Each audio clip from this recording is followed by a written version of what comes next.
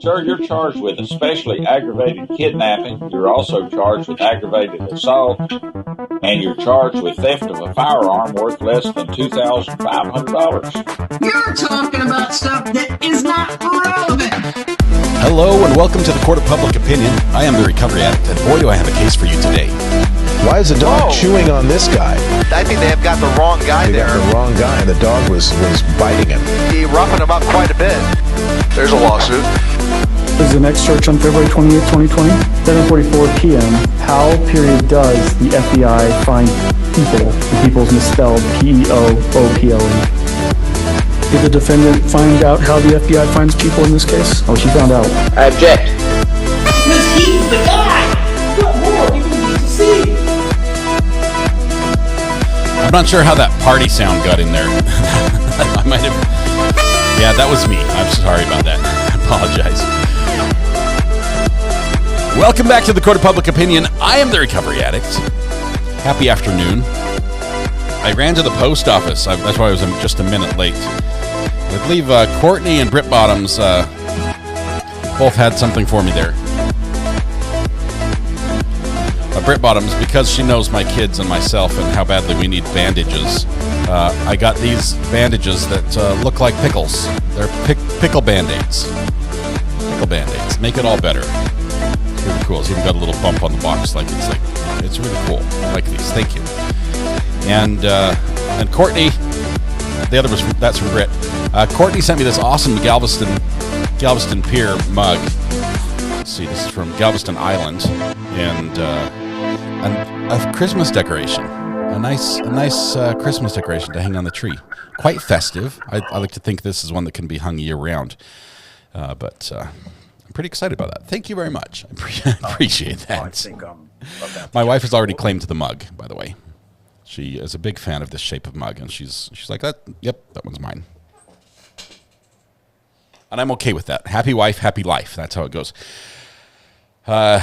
Got Ninja Turtle Band-Aids the other day and felt like it was one of my better decisions in life. And I think I just got some more notifications. 10 stops away. I'm excited. I got something for my desk that I've been wanting for a long time. Are we going to address subject matter jurisdiction? I'll show it to you when it arrives. Let's see. You have to welcome, by the way, Lego My Briefs. First in chat, not really, but Katia re-gifted the internet to Lego My Briefs. So Lego My Briefs, the internet is all yours today. Congratulations. So in addition to whatever duties or responsibilities, tasks, to-do list you might have had already lined up today, just go ahead and cross most of that off and just scoot it down the list and add internet ownership as the top item, because that is your number one priority today. So make sure you can just repair everything IP-related worldwide for everyone, and we will all be happy. That's it. Congratulations, Lego My Briefs. Love it. Let's see, Justin. I saw a chicken fighting. Never seen that before. Justin 27, welcome to the gallery. Thank you. Look at that green courthouse. Appreciate your continued support of the channel. I thought maybe you were late because you were able to get a hold of Judge Cannon and apologize for counting his ums. Nope. I will not reach out to him till after the trial's over. I want nothing to do with court during trial. That's no. That's not what I'm a big fan of. So afterwards we might be able to talk, but during, nope. Chat's not on screen. That's my fault. Fix the buttons. I fixed the buttons while I was out as well. Apparently, you need to have everything on the same subnet. I'm learning about internet. So, Justin, welcome to the gallery. Thank you very much. We got that one. Erica, 843, happy birthday to my mom. Sandy, missed the birthday song this morning. Happy birthday to Sandy. Sandy, happy birthday. Happy birthday. And from your favorite daughter, Erica, happy birthday. And from us. Let's see. What else do we miss? I think Donnie made it in here.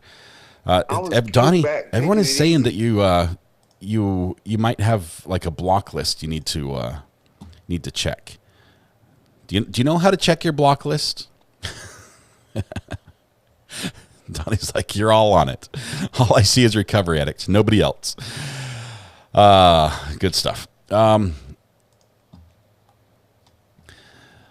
see, where are we at? We're about to start some. We are in replay. I say we're in replay because the trial, the Georgia v. Melody Farris trial, the defense just rested. So state rested before, defense rested. Prosecution has no rebuttal. There was only like one witness for defense anyway. It was actually there were a bunch, but they were really short. One long expert witness. They're done. And so the judge gave them the rest of the day off and said, let's do closings tomorrow. And so we're going to do that on Wednesday. Here's the problem. It's always on a Wednesday. Wednesday, I have outside obligations. Wednesday night to be specific, starting at about, 6 o'clock. I need to be down the road in Kinston at a trunk or treat. I have promised my kids there will be candy. I have promised them we will go. And now the judge goes and says, oh, we can stay Wednesday night as late as you want, 2:30 a.m. No, you can't. Nope. No. I might have to call the judge before then. Hey, Mrs. R.A., judge called us out again. What happened? He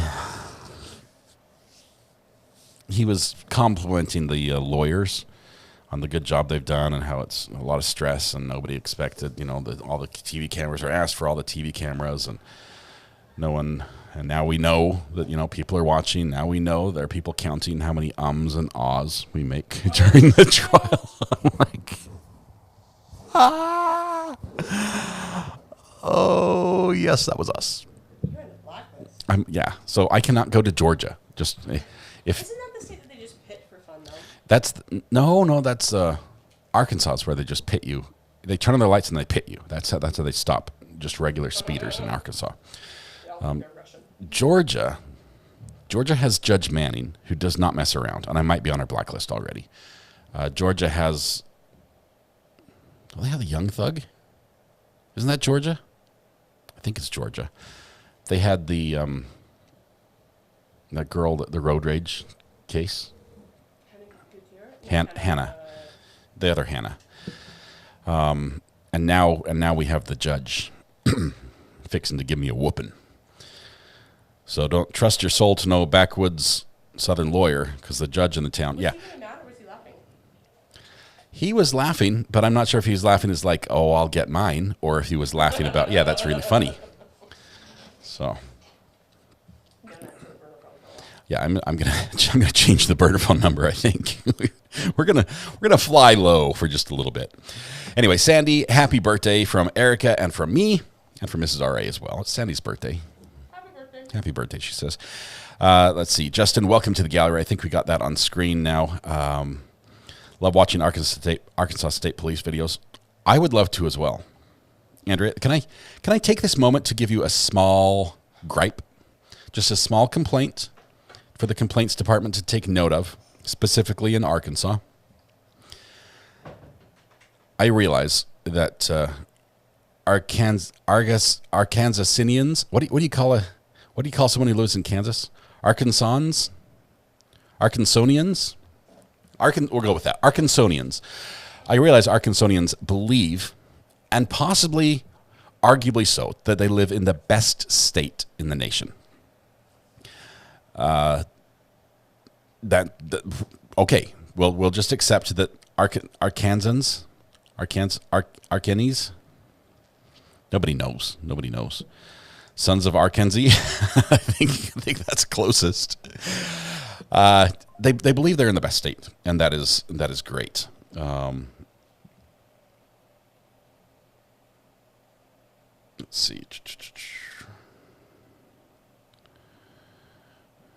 see. Arkansas State Police believe that Arkansas is the only state that's interested in what they do. You cannot request dash cam footage from an Arkansas State Police cruiser unless you are an established resident in Arkansas. So why do they bother being the best in the nation at pitting everyone if they only want people in their own state to know?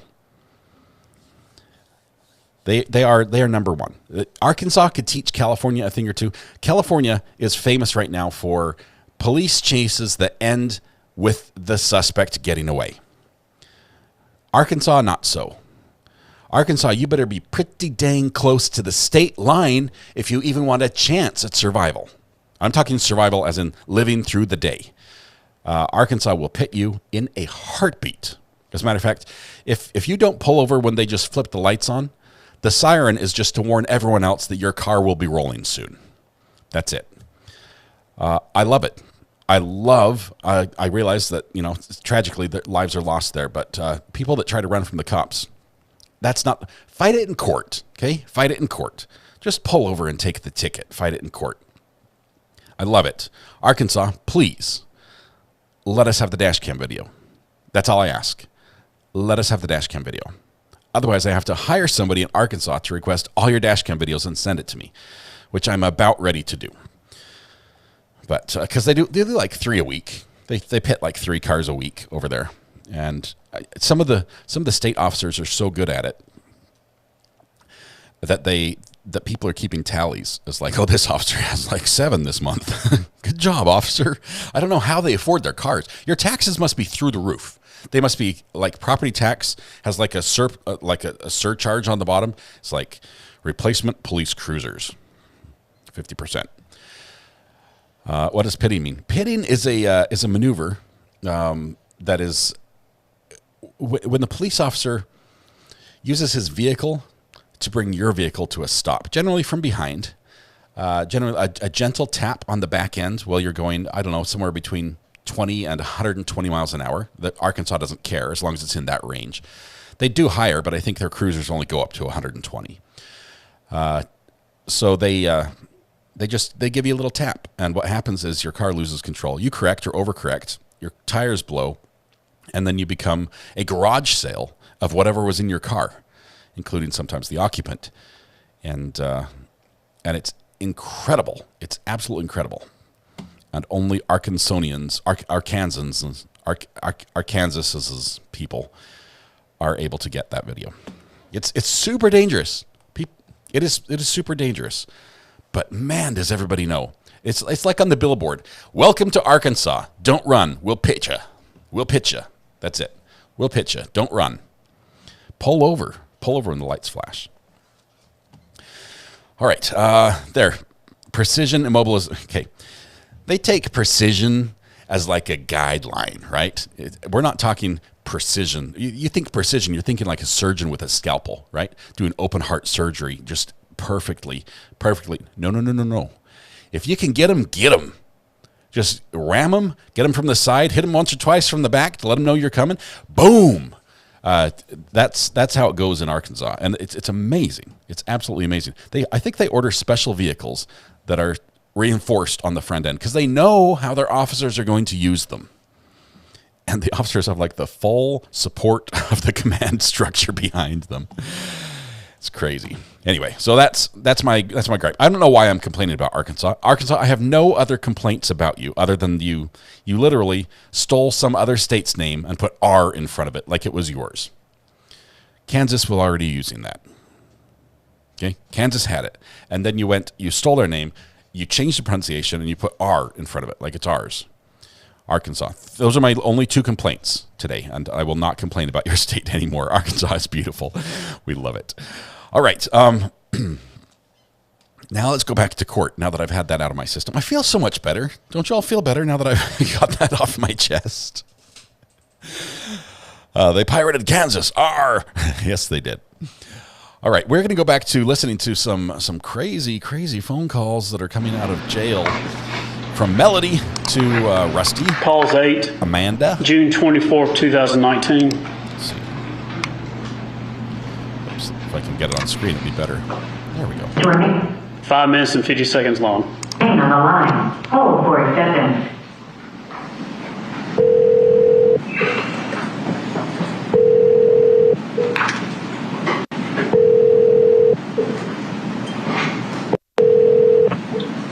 This is a prepaid call from an inmate at the correctional facility. 3-way or call waiting is not allowed and may automatically disconnect this call. This call is also subject to being recorded or monitored except for privileged communications between attorney and client. Please select from the following options. If you consent to this call being recorded and to accept it, your call has been accepted. David, Darling, what you doing? just fixing to grill some steaks. Okay. What you doing? Got the phone working? We did. Oh, good. Mm-hmm. About time. I know. You okay? I am. Okay. Did you talk to Amanda last night? I did. Okay. Did you explain to her about a test match? No. No, I didn't explain nothing. Okay. Just a lot going on. Mm-hmm. Have you been interviewed? No. Okay. I'm going to be tomorrow. Really? Yeah. Bye. Our two favorites. Oh.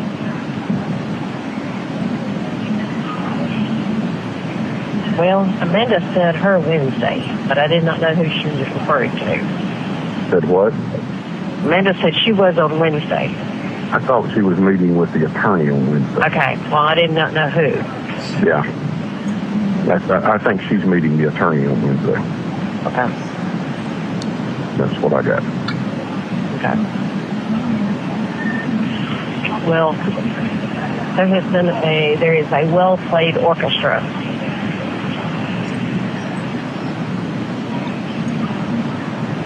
No, I'm sure.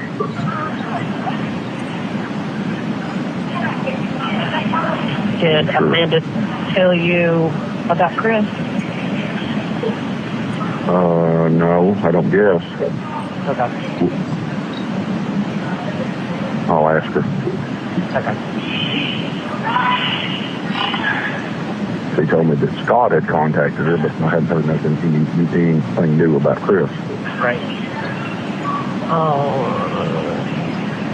Chris paid. To see you? No. Huh? No. Oh. Okay. Understand? Well, I'll ask her. Yes.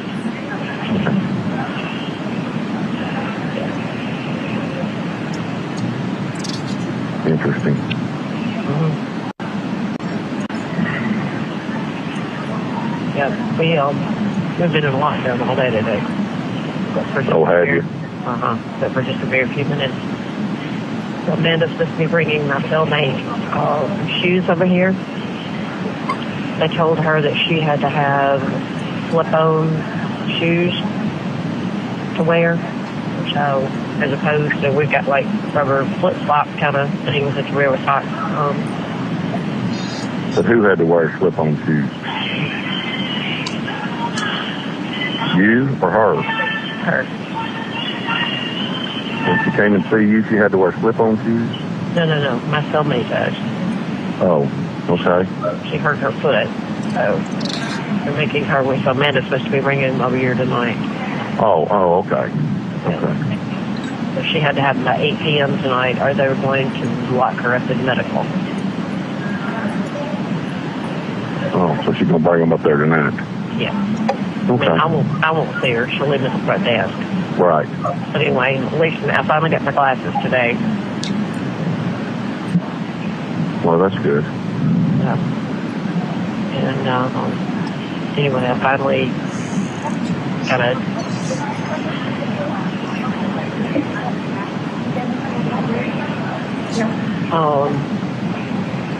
the hip. Well, just hang tough. I am.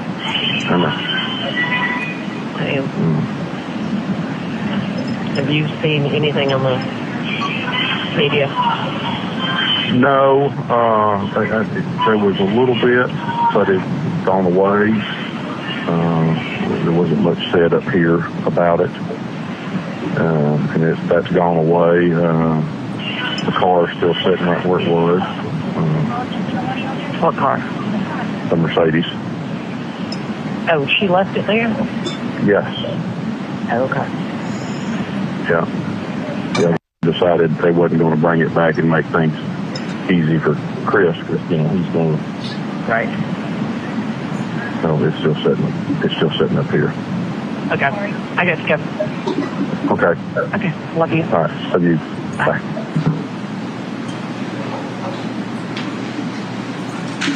I thought these calls were allowed to be 15 minutes long. Why is she always cutting it Call short? 9, June 26, 2019. 12 minutes and 42 seconds long. Please remain on the line. Hold for acceptance.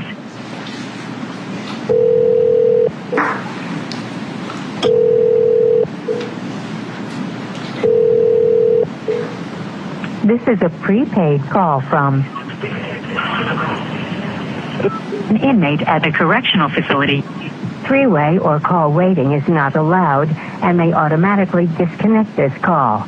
This call is also subject to being recorded or monitored except for privileged communications between attorney and client. Please select from the following options. If you consent to this call being recorded and to accept this call, dial 1 now. Your call has been accepted. Baby, Darling, you okay? I am. Sure. I am.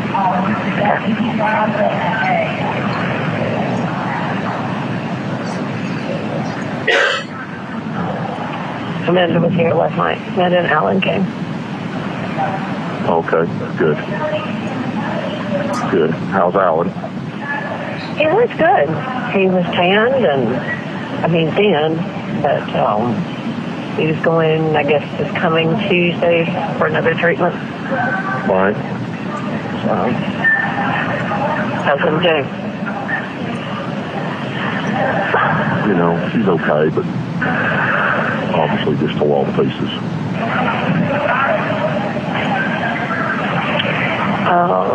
Does she need you to do anything for her? Because I don't think the others are going to. I've been over there every day and checked on her, including yesterday evening. Okay. And I don't know what the others are doing. I know somebody has gotten the mail that it's been gone, but I've been by to check the mail a couple of times. I wasn't getting it every day, but I by a couple of times every time it's been gone. So I figured, well, it may be James and Sarah. It could be. I know they've been to see her a couple of times. Okay. What time did they leave yesterday? Probably about, no, maybe before that. How long were they there?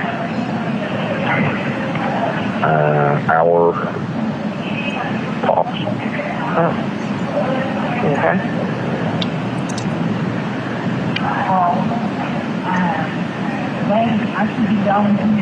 Was Bobby there? Oh, yeah. Wouldn't have met without him. Oh, okay. So Amanda is to meet with the attorney today. Huh? Amanda is to meet with the attorney today. Yeah. She told me that the other day. Well, I tried to call you last night after she left here, and I didn't get you. So. It wouldn't answer. That had me a little concerned. It worked this morning. Right. They sent, when Gary died, they sent a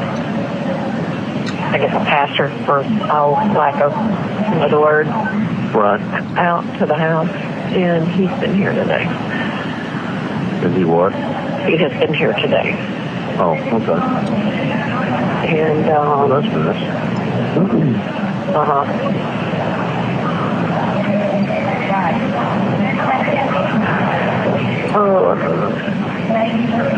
Well, let's just say the orchestra is playing well. Yeah. There's no doubt. You need to explain that to Amanda. Okay. And you need to explain a chess match to her. Okay. And make sure she understands. Okay.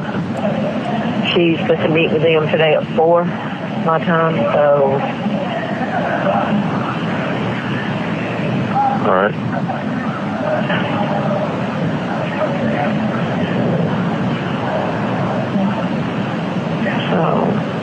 how the kittens doing? They're good. 2 are gone and 2 or 4 are still there. Oh, when will they leave? They left, I think, one Sunday and one Monday. Okay. Is everybody else okay? Yes. Did it make the news there? No. Okay. Well, it didn't. There was something on in Nashville, but to my knowledge, there hasn't been anything in the Oklahoma news. Okay. What did they say in Nashville? Just reported that somebody was, picked up here for all that. It was, wasn't that bad. I don't know that it was even on the TV. I think it was just on the internet part of it. Well, Alan said last night that he's been checking like all times of the day, and he said that they had done several retractions. That they had what? Done several retractions. Oh. Okay. So you can call him. Have you talked to him yet? No, I have not. Okay. Have you talked to David? No, I have not. Okay. The only ones I've talked to have been Chad and Linda. Okay. And Martha. Okay. Well, we need to stress to Amanda that she needs to find out what trouble Chris is in. Okay. And have that dealt with. Have that brought up? Yes, and dealt with. Thank you. But, my blankie, as they call it, is very informative. Yeah. She's learning some stuff in jail. She's very sweet. Remember, it can go both ways. Very true. Oh, I know. Amanda said the kids were going to go get everything out of your house. Yeah, she's trying to have that stopped.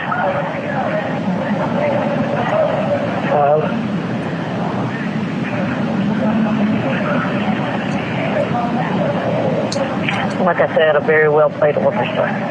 Yeah. Yeah, what they do. Uh-huh.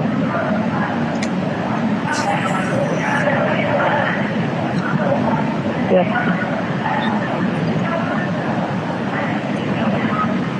It's a full-time job. I think Chad, Scott kept contacting Amanda about his car tag. I think Chad probably finally set it straight.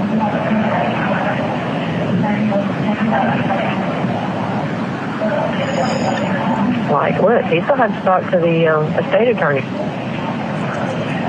But Amanda said the only person that he's talking to is Chris.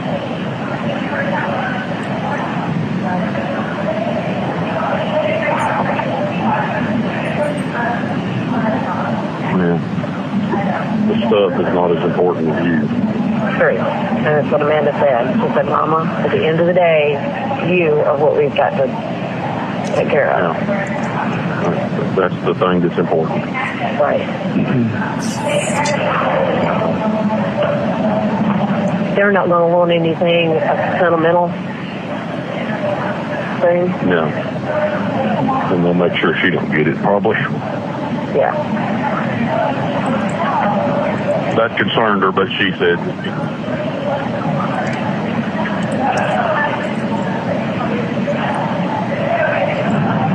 I just figured if there was anything she needed to get, she better go get it. Yeah. I would like to tell her when you talk to her that there's 2 clocks in my study that belong to my grandparents that I really would like for her to get out. There's that antique gun that's in the basement that's my grandfather's that I really would like for her to get out. Okay. I mean, I had thought of just anything else. My daddy's picture hangs in the study, but I think that she will, but the others she won't think about, getting. And tell her that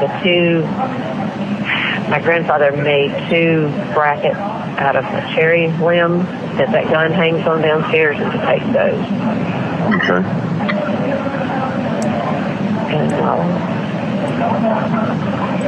there's some jewelry in the chest in my bedroom that's in the top right-hand drawer, and it's in like a folded velvet kind of thing.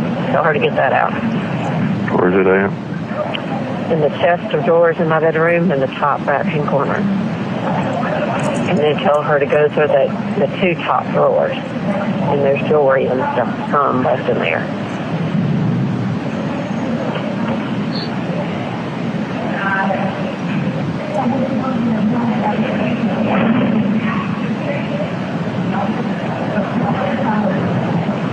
Okay.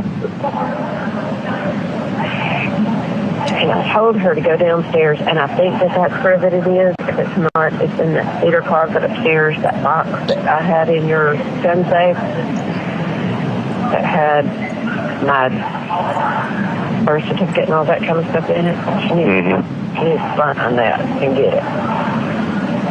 It was in his gun safe? They don't need my birth certificate and all that kind of stuff. Right. Okay. And, other than that, it's just stuff. There's a lot of things I'd like to eat, but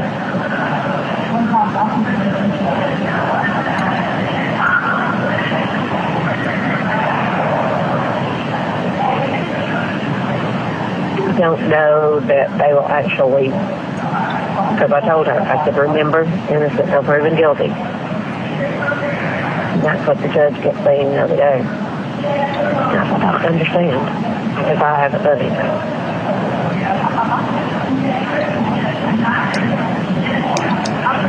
And at the end of the day, they may wait till the last second and then not let them in my house.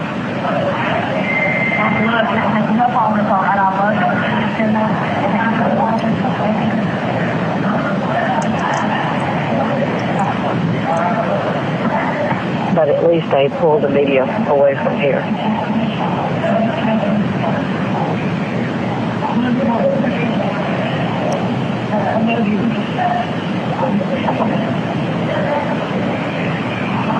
Anyway, I'm going to have to get off. The time is up. You there? Baby? Hello? He hung up on her? Are you there? Hello? All? All? You there, all?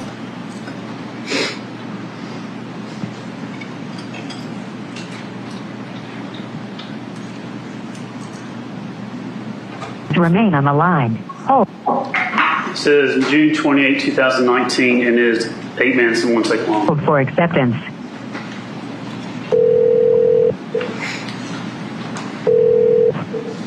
This is a prepaid call from an inmate at the correctional facility. Three-way or call waiting is not allowed, and they automatically disconnect this call. This call is also subject to being recorded or monitored, except for privileged communications between attorney and client. Please select from the following options. If you consent to, your call has been accepted. Baby? Baby. You talked to Amanda last night?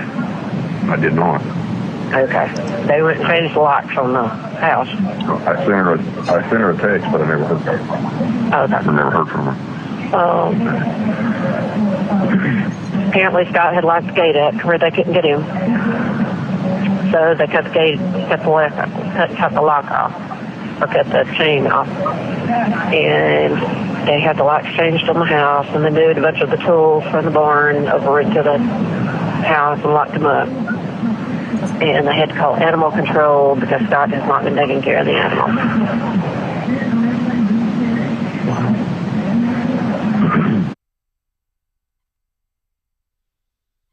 Hello, are you there? Can you hear me now? Yes. Hey, hello. Yes, sir. Sorry, who was calling? Hi, sir. Good day. My name is Sam, calling from Beacon Travel. How are you doing today? Oh, good. That's great to hear. Sir, the reason for my call is to let you know that our company will be having a grand anniversary celebration. And we would like to invite you as one of our guests. Oh, In exchange for your congratulations. time That's and awesome. work. Sorry, go ahead. What? I said congratulations. Was I too? I've never been invited to a company celebration before. Sorry. Okay, where were we? So she got a text message from him last night at 9:45 and told her she was in big trouble.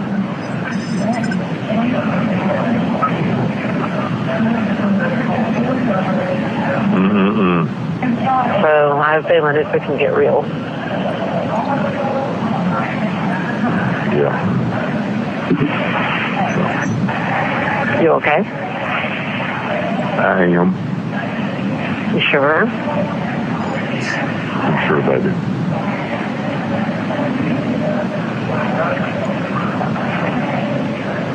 How's everybody else?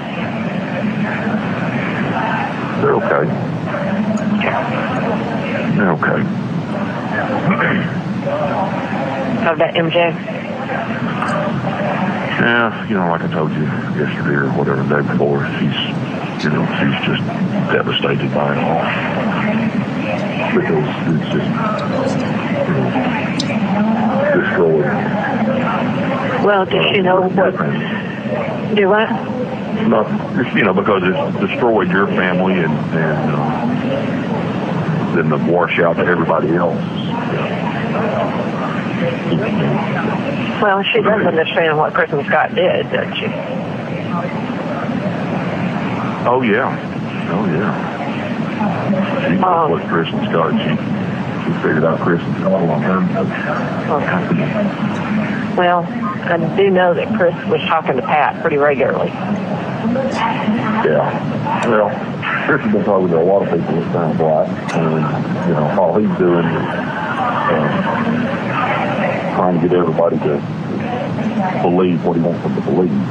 Right. What him and Scott have done from the get-go. Well, yeah.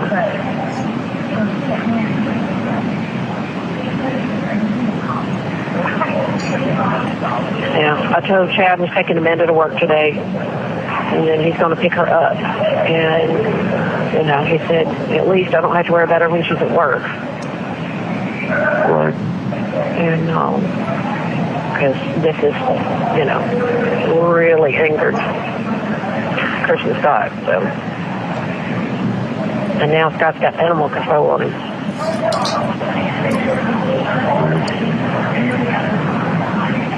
That's for not feeding the animals. That they're the ones that brought all this on everybody. Well, yeah. And I mean, all of it. Oh, I know, sir. That's got to come out. Exactly. Were you asked about them? Them? No.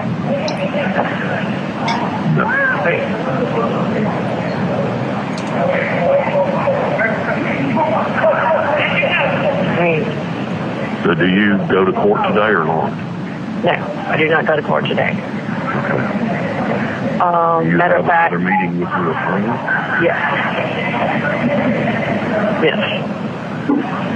It was actually a pretty long meeting yesterday. Or was it? Yes. We were talking and just started talking and so they showed up. Yeah. I didn't know if that was just about putting locks on the door or if it was... No. Everything? Yeah. Yeah. All right. And he'd had like a 3.5-hour meeting with Amanda and Chad the other day. Oh, did it last that long? Uh-huh. Oh, wow. Oh, yeah. And, so, yeah, no court dates are discussed really openly. Right. Okay. So, well, talk to your attorney about it. And I said the other day, open and honest, and Yes. tell them the truth. Oh, I did. Yeah, you did. But like I said, orchestra is playing well. Oh, yeah. Who doesn't like a finely tuned orchestra? All. What you got for today? Make it quick, because I've got them. I've got some deals that I'm working on. I picked up a new deal yesterday that I'm working on. Okay. Just talk to Martha King. Tell her what I told you this morning. I will. And I don't know how often Amanda's talking to her. I don't think too often, but I think she has. I talk to her every day. Just either go see her or call her. I was going to say, I'd go sit down in front of her and talk to her and ask her if she needs anything or... About every other day I go see her, and about every other day I call her. But today's just today. Okay. Yeah, just tell her I'm okay and that... See, I think things are... Forward. Yeah. Forward. Forward. Yeah. Yeah. All right. All, baby. keep the faith. I got it. Tell her that, too. You too. Tell her that she is on the list of people that can go in my house. Martha Jane, yes. Yes. Okay. And tell her about, and tell her she might want to call Amanda. Amanda won't get off until like 5:30 or 6 today. But Amanda is coming here this evening, so it'll be later on before. Okay.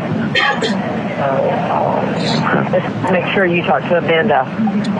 I'll tell her to call you, but if not, touch base with her tonight. Call her. I will. Okay. All. I love you. Love you. Talk to you in a bit. All right. Okay, bye. Just can we take a break later on? I was going to suggest that. All right, we'll take a short break. Weird. This is crazy. These are the alls on the forward and the orchestra and the chess. I am all on board. I'm sorry, I shouldn't use the word all, but I'm on board with somebody saying don't talk to the police. Okay, call a lawyer. Talk to your lawyer. Follow the advice of your lawyer. I'm with that.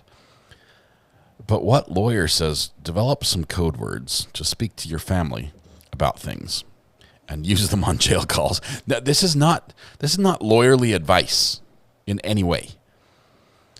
There's clearly been a discussion here, and the all is asked as a question and given as an answer, and it's done at times where you're either seeking for agreement or buy-in.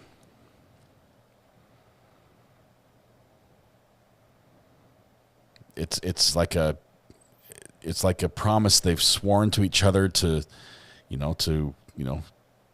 this is our secret. We'll go to the grave with it type thing. I don't know, but it sounds like they're reaffirming something they've promised already, which doesn't look good. It doesn't look good. Is it all?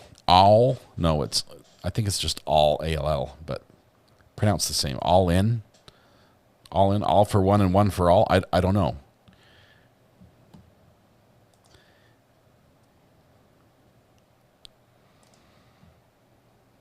Owl? Who?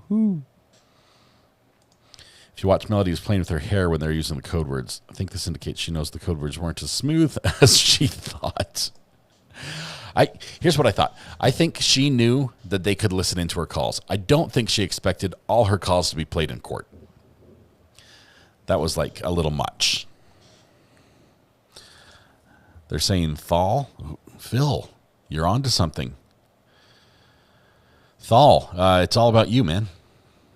You've got some confessing to do, I think. I think all means all, not half.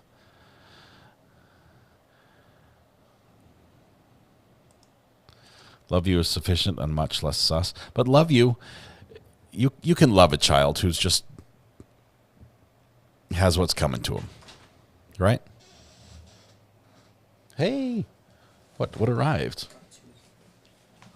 Oh, it's heavy. It's heavy. Sorry. We're going to take this brief break to check. I got a package. I got 2 packages. This one's tiny. You know how you say you can never have too many cables? Well, I needed some more cables. So I have Superbat makes these BNC adapter cables. They're pretty nice for the HDMI to SDI adapters, which I needed. And they're cheaper than anyone else. I don't know how they do it. I hope they work. But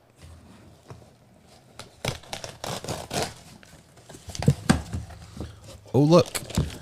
More cables. Yes, I did order them twice. I have 6 now. But they're 1 foot and 2 feet long, respectively.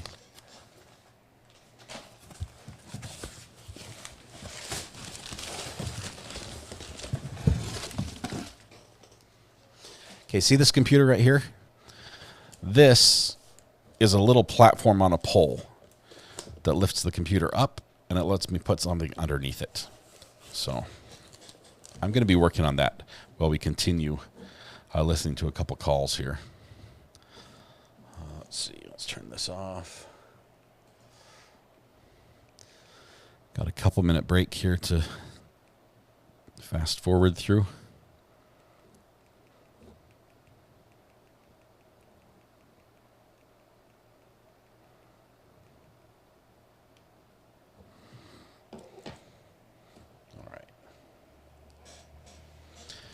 Here we go. Melody's back. We can start again. Weezer, I didn't ask Mrs. R.A. on this one. This was a business expense. The thing is, I was going to like damage my rewind machine if I didn't have this here. So it was important. Plus, it was on sale. I think it was $23. Woo woo.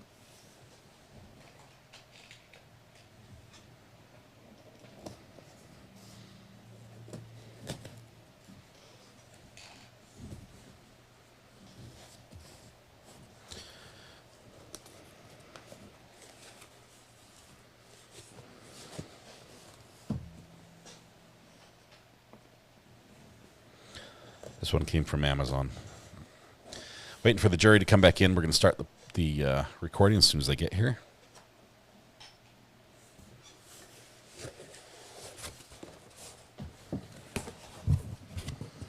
It's remarkably heavier than I thought.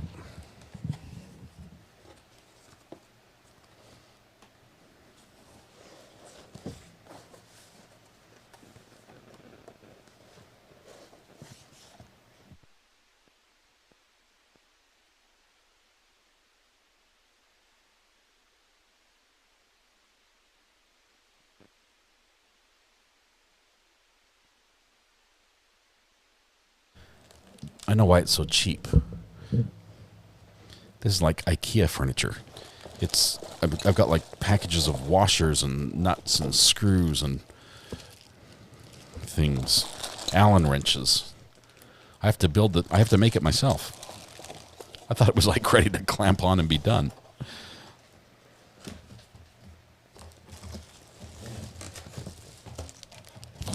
Hi, go ahead. Calls 11, June 29, 2019.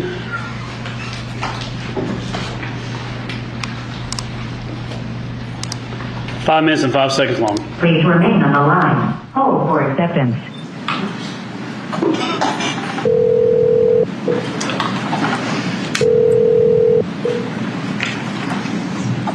This is a prepaid call from an inmate at a correctional facility. Three-way or call waiting is not allowed, and they automatically disconnect this call. This call is also subject to being recorded or monitored, except for privileged communications between attorney and client. Please select from the following options. If your call has been accepted. Baby? Darling.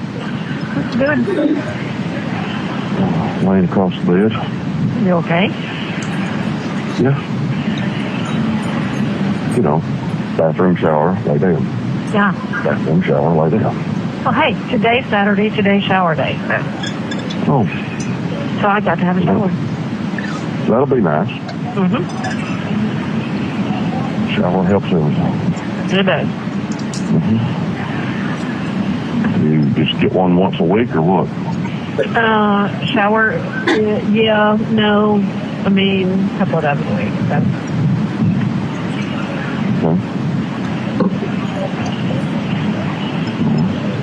That's good. But hey, Wanda had leisure, so. Oh, that makes you feel better. So another 2 days, my hair will be dry. Yeah. Maybe. So anyway, Ben and Chad came last night. Did they? She said that Emily had blown out another email about her wedding dress and other things that she wanted out of the house, etc. Her schedule. I think Amanda has made it her schedule, though. And she was coming this weekend. She's like, I got to work, on Saturday, and then, so. Yeah, really good stuff to give it to her. All it good. All it good. Mm-hmm.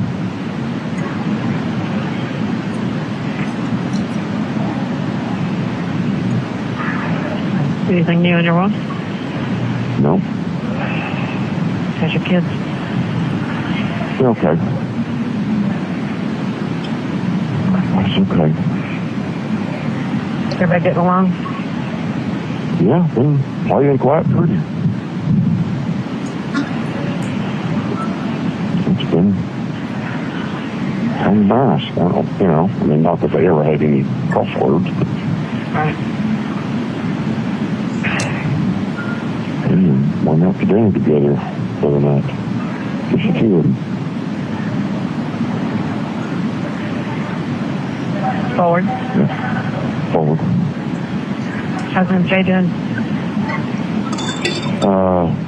She's pretty crushed. Just thinking about you there. No, so I'm okay. I mean, there's pretty much a set schedule every day. It goes out pretty quickly, so. Have a calendar. You mark it off every day. Right. So, I do. I go see her. Do what? I said I go see her and talk to her. Thank you. If she needs anything. You're welcome. I know this is not what you bargained for with her. Do what you got to do. Have they come and got Right. Mercedes yet? No.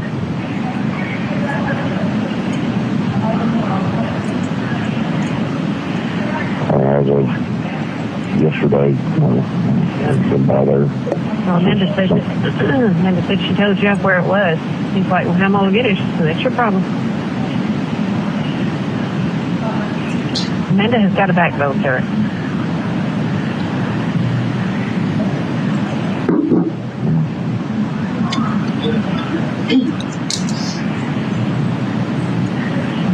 Don't blame her on that one. Yeah, I love you. I love you. Wait, I think we're going to be out this afternoon, so maybe I'll call you this afternoon. Okay. Okay, I love you. Okay. Be strong. I will. You too. All right. Love you. Love you. Bye-bye.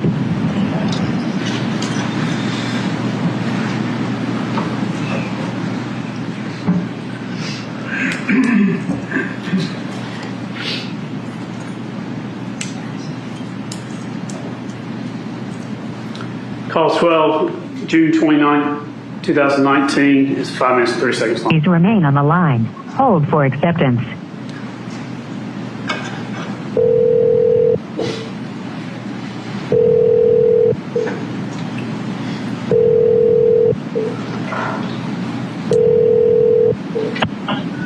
This is a prepaid call from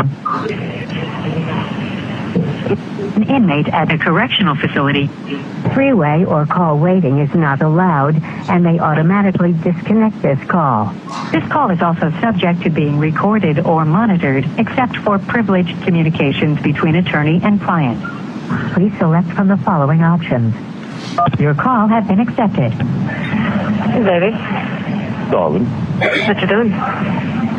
came upstairs so I could talk to you. Everything okay? Yeah. Sitting outside the pool with a bunch of girls and a bunch of kids. Alrighty. Mm-hmm. What you do today? A whole lot of nothing. I did get my bow and all the stuff out for my bow to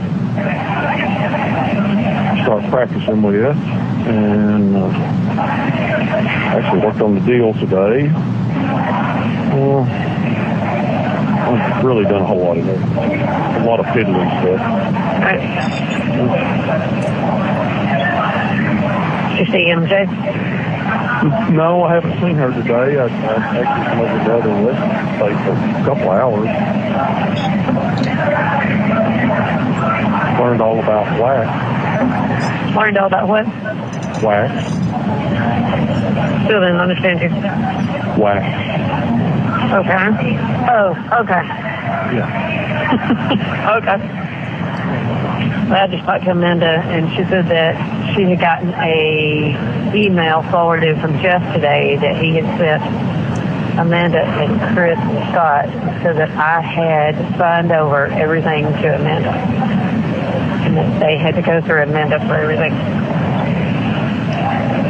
Okay. So, Over like a lead balloon. I'm sure. No matter what you do, they're going to teach about it. Yeah. I think that it's probably, Amanda said that they had gone by last night after they left here and watered the horses and checked on everything and watched some more stuff up in the garage, and, that kind of stuff that they still, Scott hadn't done anything else. Yeah, he ain't doing nothing but working and drinking and sleeping. Mm-hmm. So they're going to come here in the morning because I got Cameron tomorrow. They've got to go get Cameron tomorrow afternoon. So I'm just going to stay with them the next few days. So and they were going to go by the house and check on things and kind of see if Scott was there. All right. I said, well, please check on Lily. She is still, a living, breathing little animal. Right. So, and I said, if it doesn't look like he's taking care of her, then let Blaine take, and the email went out too, that if, they continue to cause a problem with selling the house or anything like that, then action would be taken against them.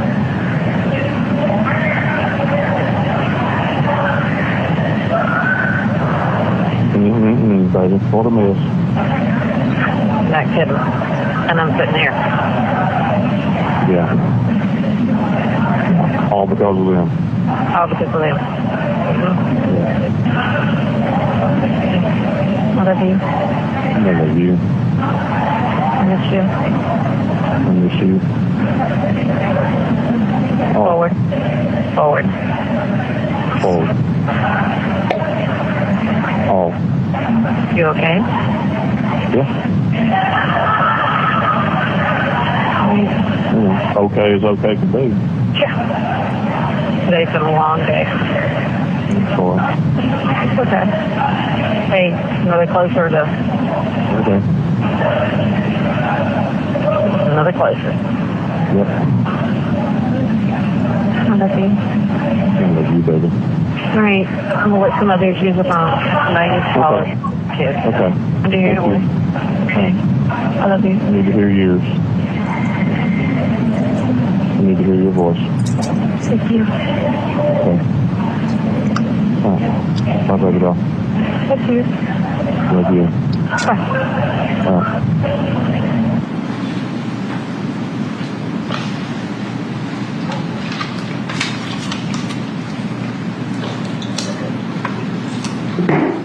Calls 13, July 5th, 2019. It's already been introduced and played with Rusty Barton. So I'm going to go to calls 14, July 5th, 2019.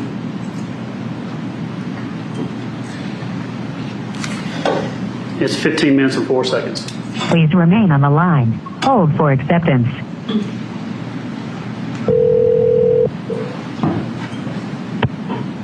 This is a prepaid call from an inmate at a correctional facility.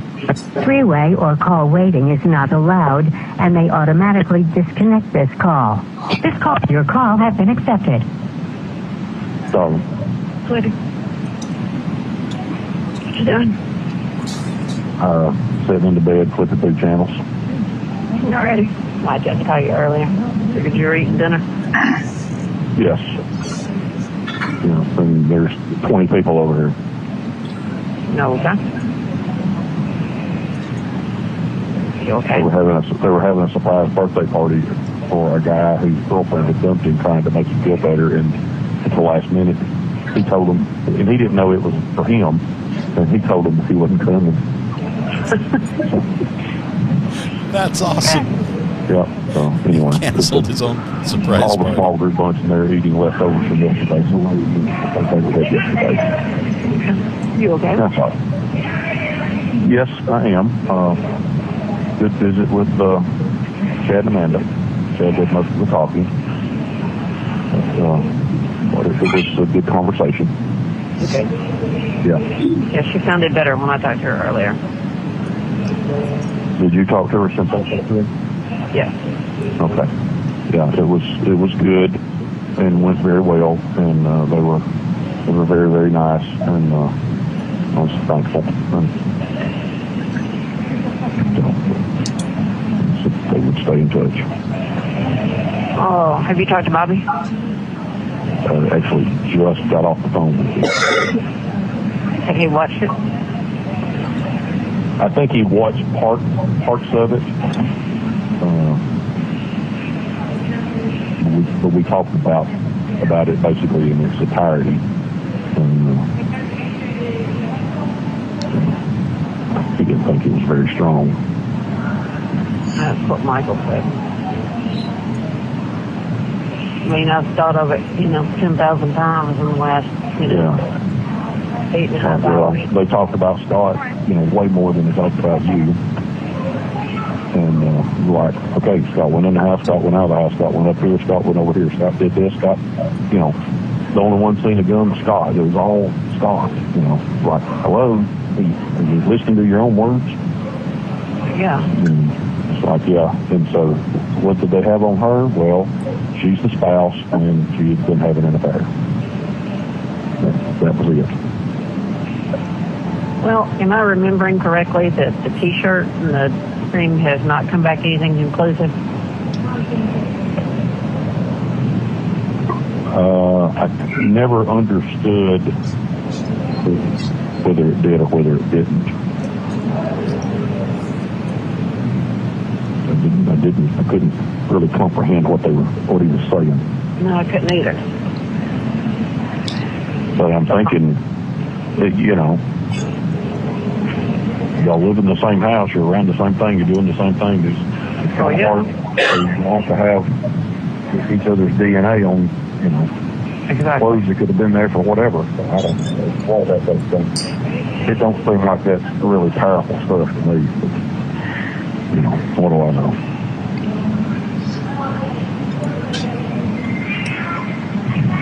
But it sounded like there's a lot of stuff that hasn't come back yet. Yeah, and some of that didn't make sense either. Like, it's been a year. Yeah.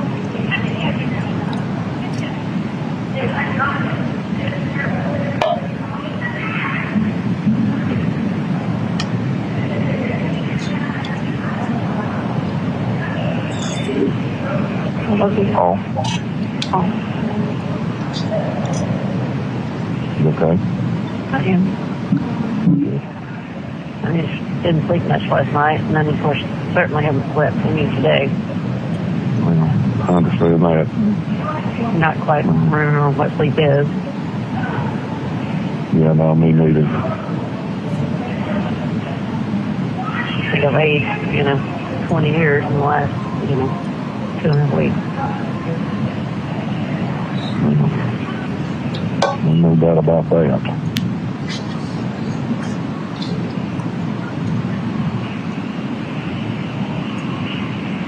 So, you know how much of it was just long today, right? Yeah.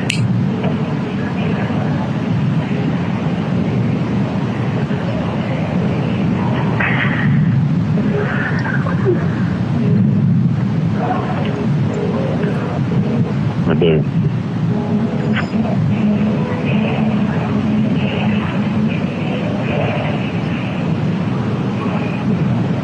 I need to see you. That's a little mistake.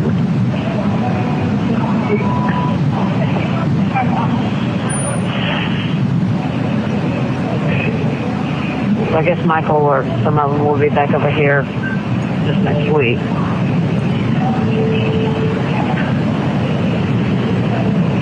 So, who was the other guy? Was there 2 attorneys with you? Yes. Was the other one Scott Poole? Yes.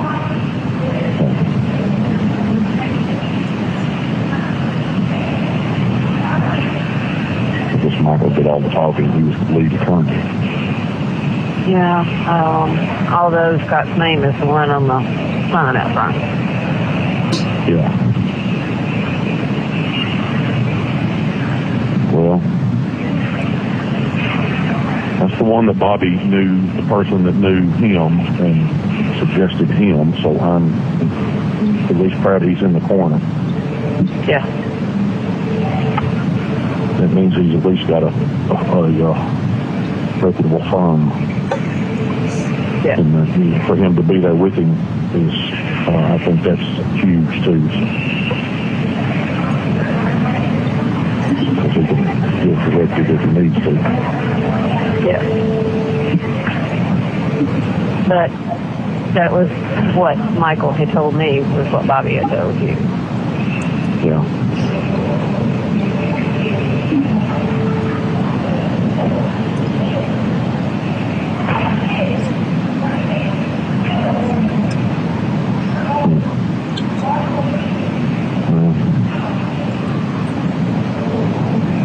I hope he can man up to it. He needs to.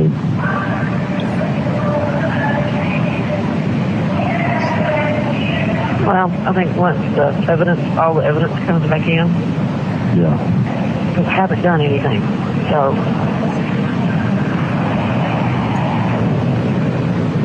That's the whole thing. You haven't done anything, you didn't do anything, and then,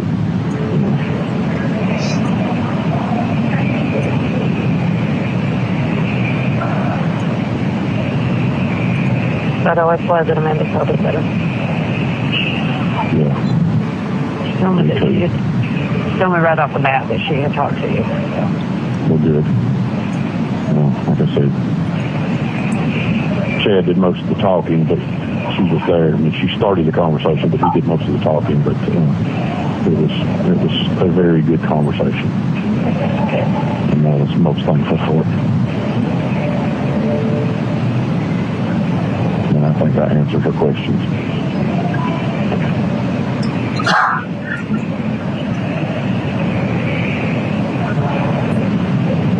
Well, I think she was just scared that you had,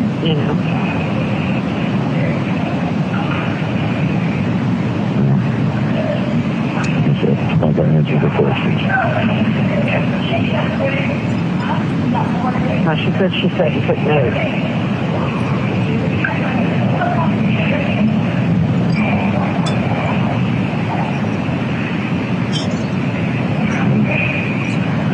It was a good conversation, and I'm proud that it ended very well.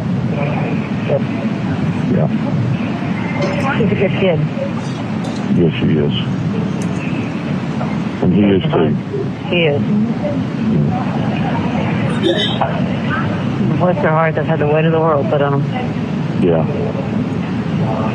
They certainly have.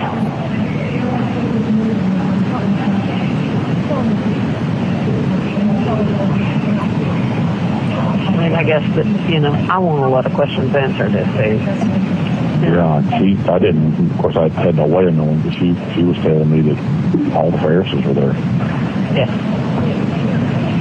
I mean, I was told when I walked in just to look straight down and not look back, because they had cameras all lined up, right there. Patricia was not there. Oh, okay.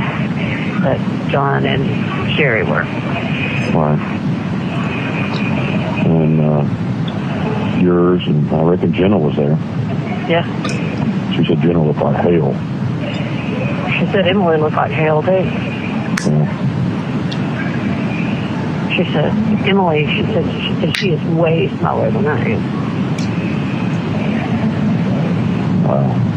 Yeah. I said, well, was she pregnant? She said, no.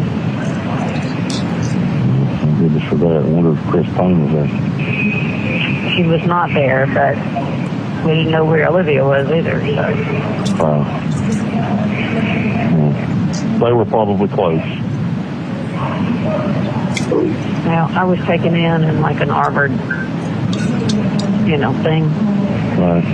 And I was they backed into the courthouse and put the door down so I could see out and see, and then when we pulled out, we kind of went out the back way. So. Right. But Amanda and Chad left pretty quickly after court and then went back and talked to Michael. That's good, too.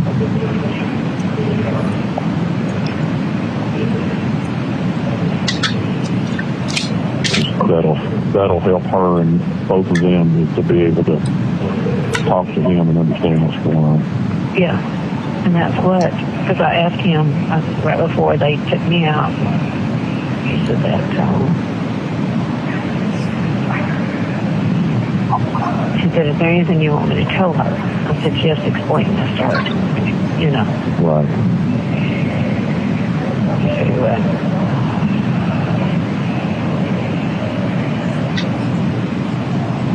Good. Just tell them what's happening so they can understand it. Yeah. Hell, I want to understand it. Yeah, for real. You and me both.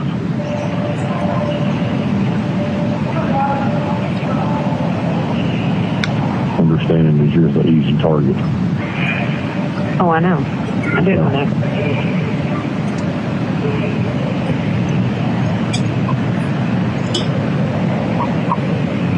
Are you supposed to talk to him again? Hey, Bobby?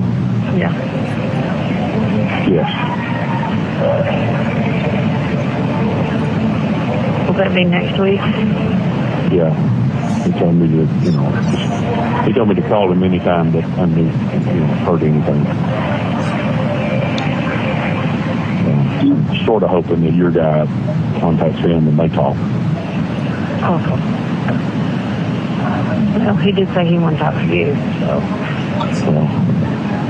I think that's probably very doable, but I think that they would have to do it through Bobby, and then Bobby would tell me to ask. This call will be terminated in 2 minutes. Got 2 minutes, baby. See, I knew they had a time limit. I love you. I love you too. Be strong. Be strong. You be strong. Forward. I am too.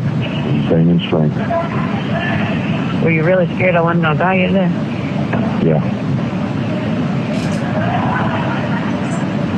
Come on now.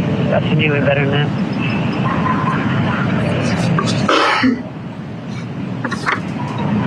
And I thought I did, and now I know I do. So. Thank you.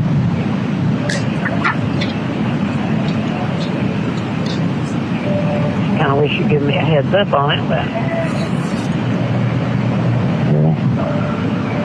Well, part of the chess match. I know. This call will be terminated in 1 minute. All right, baby. I love you. All right, darling. I love you too. I'll call you in the morning when I can. Okay. Okay. If you will, because the weekends are kind of like a scattered kind of thing, so just keep your phone with you all the time because it'll be kind of a different schedule. So. Okay, yeah, it's the tough part. I never know when you're going to call. So I know. like, as soon as I get in the shower, you call. And as soon as, I know. We sit down at dinner. Anyway, I'll do everything I can, darling. Thank you. I love you. Okay. I love you. All. Be safe. All right. All, darling. All right.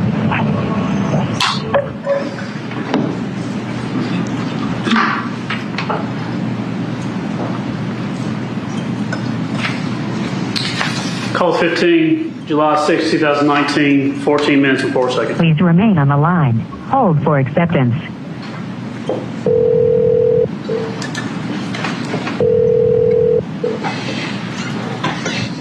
This is a prepaid call from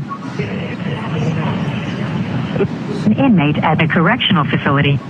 Three-way or call waiting is not allowed, and they automatically disconnect this call. This call is also subject to being recorded or monitored. Your call has been accepted. Baby. What you doing? I just got through. Let Bella out. Okay. Doggy duty. Are you driving? I am. I'm fixing to get right forward. Oh, okay. Have you looked at the recent news? Have you looked at any recent news online? No. Well, you need to. Okay. Tell me if there's anything new that...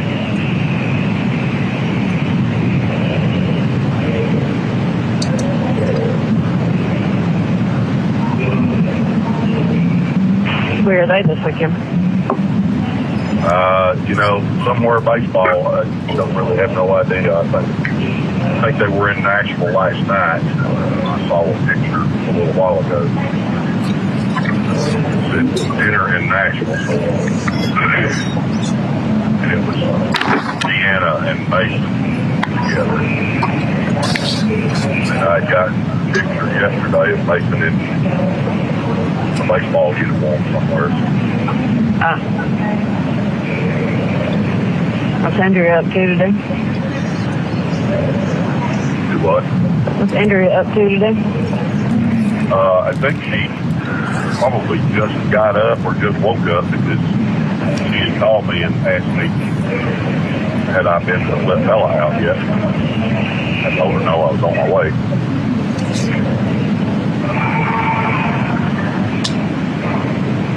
How are things with them? Oh, just floating along, I reckon.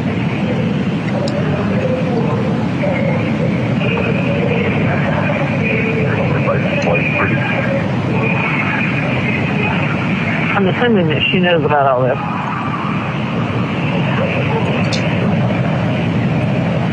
Her and Deanna had to sit down. Her and Deanna and Karen have had to sit down.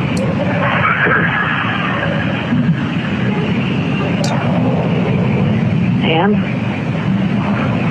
Andrea, I know Andrea watched the course yesterday.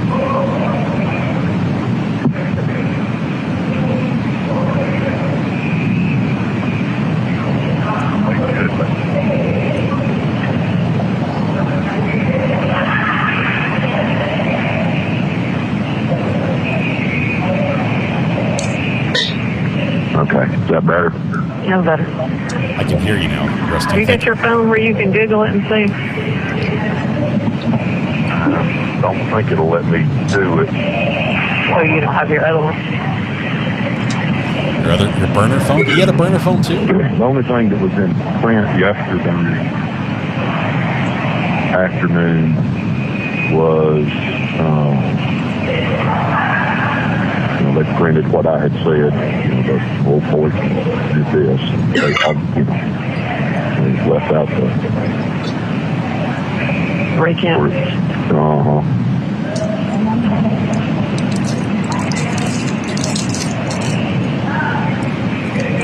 Well, I had just overheard some people talking in here, and because it's something that came out late last night.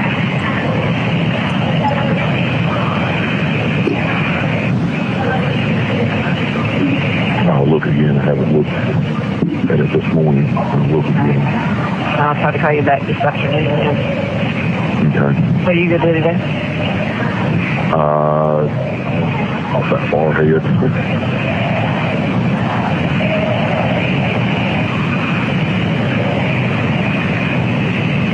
What's the weather doing there? It's pretty. No clouds and hot, just like it has been.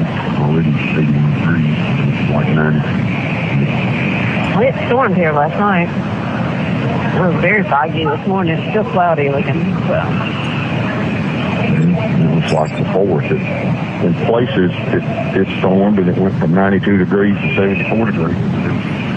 Before dark, it was back up to 88 degrees and, steamy.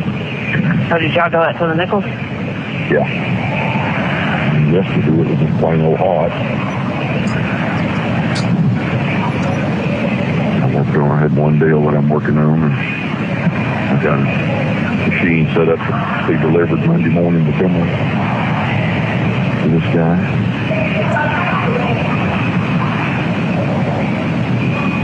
This guy that owns a storage building just, got to meet everybody. Oh.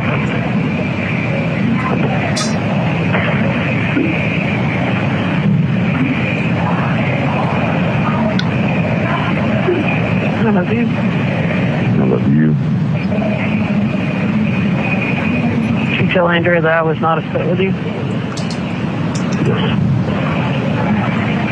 She did.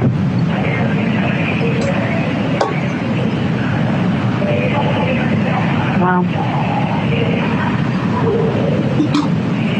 you and I know the truth. We know I didn't do anything, so. I just wish they would look at the ones that did. I know. But it will come out. That's the truth. So much. It needs to. That's not the story they want. No. This is the easy pickings. Well, yeah.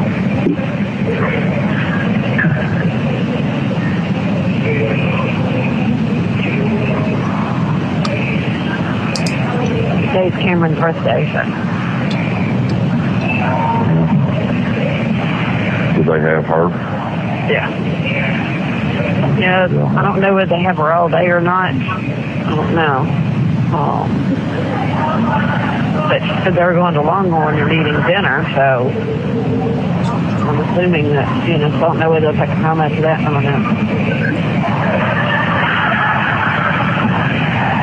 Maybe they'll have a bit of a good day and a distraction. Well, yeah, that's what I told her. I said, just try to,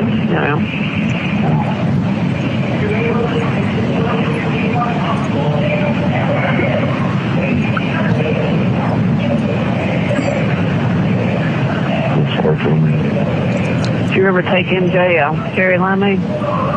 No, I did not. And I need to go south and see her today. I really need to go sit down and talk to her again. Yeah, tell her, I wonder if the perfect ones have been over there, do you know? Don't know. I know Bruce had been over, took her to the doctor and, that. I don't know. There was, when I went in the other day, there was a lady from church there. And, it hasn't made like the Teleharmonies, has it? no, but we'll see what comes out tomorrow. I mean, it didn't make like national news or anything. Not yet. Did it make national news? Nobody's gotten a phone call yet. I guess you've heard from. See, have you? No.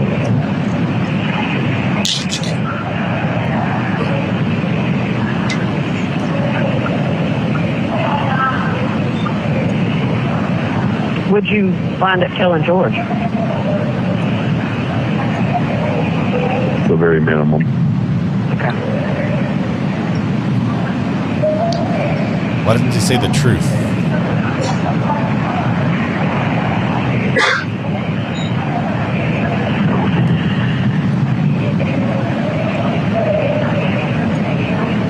how'd you ask him to kind of keep it?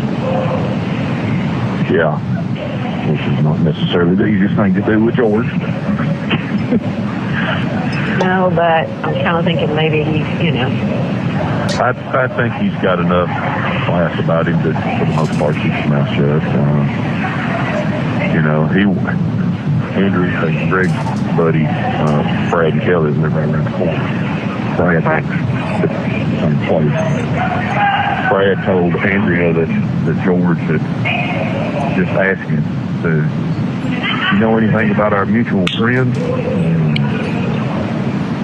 Brad just told him, no, I don't know anything.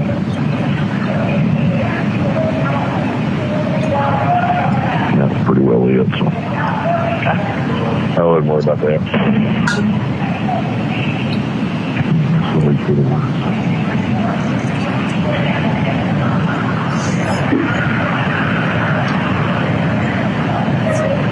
Your safety and getting them to look at the right ones. Yeah, get me out of here so I can work on that.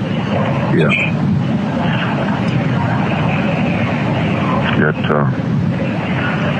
You and Amanda got to y'all got to get Michael to get the Georgia people to, make sure they investigate the right people. Oh, yeah. And I want the test results. Yeah.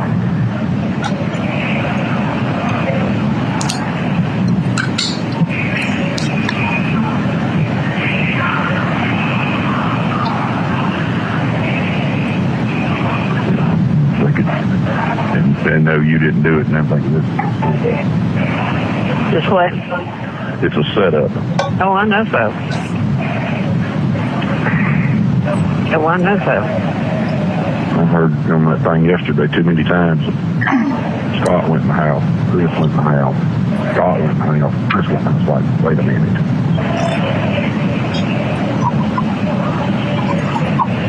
I heard too many, I don't recall. Yeah.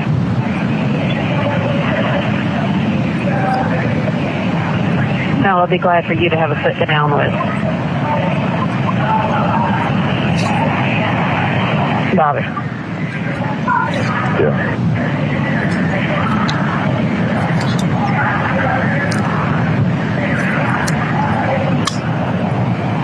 I love you. I love you. All. Did you ever talk to Amanda about putting money on this or whatever so she didn't have to bear the burden of all the cost of the phone? Did I do what? Did you ever talk to Amanda about how to put money on this for the phone? On what you're talking about? Yeah. No, I don't know how it's even done. All right. Well, talk to Amanda about it so that she didn't have to bear the burden of all mine and your conversation. Oh, that's handled. Oh, okay.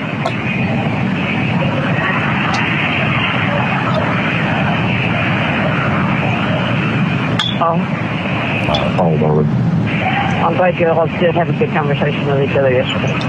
Me too. Very much so. She and Tad both are. They're good. Yeah. They're good people. I did good on one of them. You did good on one of them. This call will be terminated in 2 minutes. I did good on one of them. He's standing right there beside her. Yeah, I know. They're supposed to be over here at some point now tomorrow. So. All right. Well, I'll look at everything online. And I'll try to call you back as soon as I can. So I'll call you back after next. I love you. I love you. All. All right. Talk to you later. All right. Bye.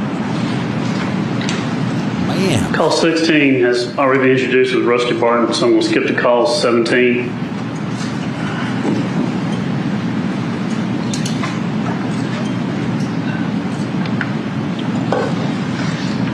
July 8th, 2019, 4 minutes and 47 seconds. Please remain on the line. Hold for acceptance.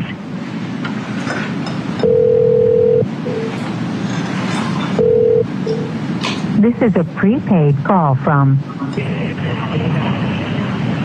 an inmate at a correctional facility. Three-way or call waiting is your call has been accepted.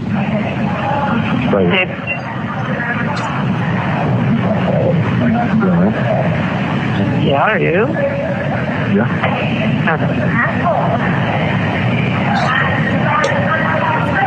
I got to talk to Bobby for a minute. Do what? I only got to talk to Bobby for a minute on the phone. He just had a family emergency. Okay.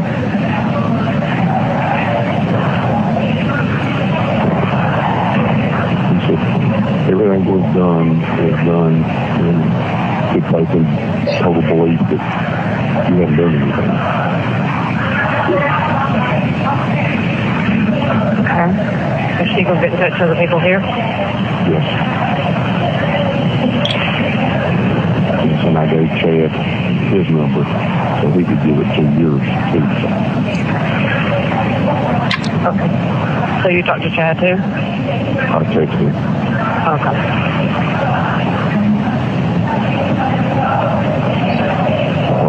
That way he could make sure that your guy had Bobby seen. Okay. Well, is Bobby going to try to contact him? Yes. He said he would try to either this afternoon or in the morning. What are you doing?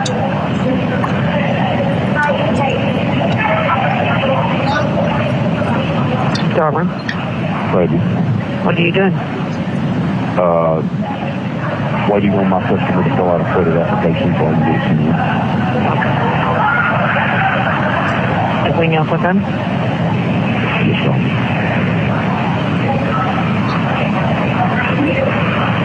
Alrighty, we have just a few minutes. All in total belief that we didn't do anything, and I know that.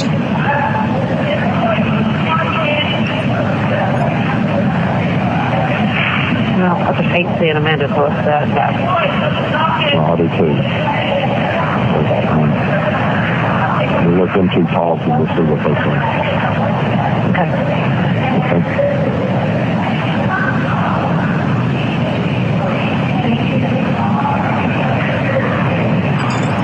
None of this is fun. None of this is good. It's good.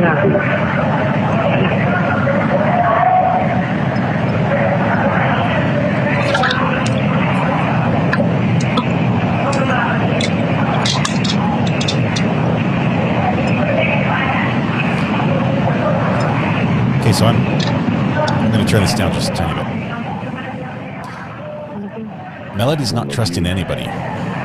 She always wants to know where they're at. Oh, baby. What's going on? What's going on? And part of it's being separated, not being aware. Locked up, she doesn't know what's happening outside. Forward. Forward, baby. Okay, get me out of here. Yes.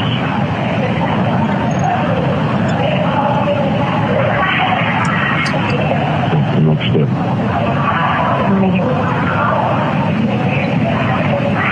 Is everything okay with Bobby? Yes. Yes. I mean, I don't know what the family emergency is, but yes. It's okay. Alrighty, so we have just a few minutes in between.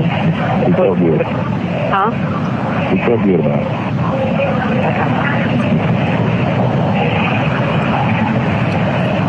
Did you tell Chad that? Huh? Did you tell Chad that? I didn't talk to him, baby. I just sent him. Well, I know that, but... No, I just sent him Bobby's name and number and said, so your attorney can get in touch with them too. And Chad said, you'll do. And all of that.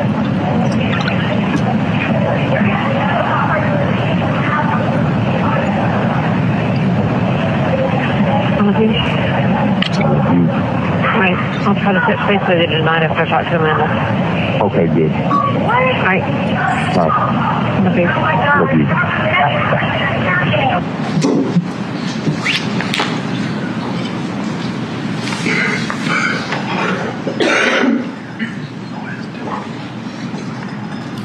While they're getting the next one ready, let me show you what I did. Calls 18,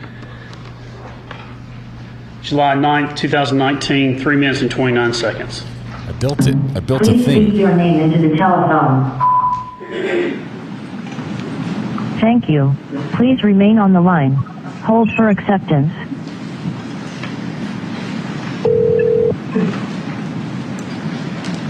Hello? This is a prepaid call from Melody Farris. Hey, we an heard her inmate name. at the Cherokee County Jail, Georgia, carried by Consolidated Telecom. Three-way or call Not a waiting is sponsor. not allowed and may automatically disconnect this call. This call is subject to monitoring and recording. If you are an attorney or designated legal counsel, contact inmatesales.com at 702-931-3938 to have your number set to do not record.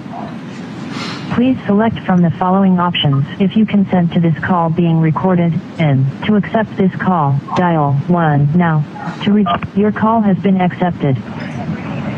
David. A whole different number. Yeah, because we got a whole different system. No, this one was said 93. It was like a local number. Oh, was it? Yeah. Okay. I was like, what? Yeah. But I answer every number that because I don't know what it is.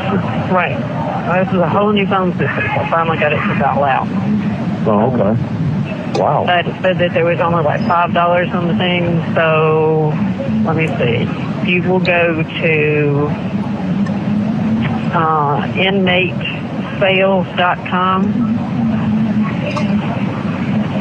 Okay. Then Should be some down there in the mail tomorrow for them. do what now? There should be some in the mail tomorrow for them. Okay. All right. Everything okay? I hadn't heard a thing from nobody. Neither the Bobby. Okay. Well, you going to try to call him again tomorrow then? Well, I mean, he and I have text, and I had give Chad your guy's name, so but nobody's talked to nobody today. Okay. Well, I hadn't heard anything today either. Okay. Okay. All right. What about you? I just want to hear your voice, so I'm gonna leave. I'm gonna leave a little bit of time on this so that I can get it with you in the morning or something. Sure. So. Forward. All right. Forward. All right. Love you. Amanda was here a little bit while ago with Alan, so. Oh, okay. All right. You still got his number? Yes. Okay. Yes. All right, baby. I love you. All right, darling. I love you. You okay? I am. Are you? I am. As can be. Yeah. All right. Yeah. But if you will just go to the inmatesales.com. Inmate sales. www.inmatesales.com. Okay. All right. All right. I will. Okay. I love you. All right. Love you. How many of you are already on that website? Let's see. Create an account. Sir? What's your next one? How many you got? 19, and there's most of these are short, Judge, but I can. Yeah, food's here, so we You can wanna just stop? go ahead and break now. And All right. So, all right, we'll break for lunch. We got food for you in there. We'll take an hour, and let y'all go stretch your legs somewhere. Did y'all like going over to the park better, or? Yeah. Okay. All right. We'll try to do that again. Since I realize the only bench over here is the one with the sculpture in it. Put a bench in at the courthouse, then you put a statue on it.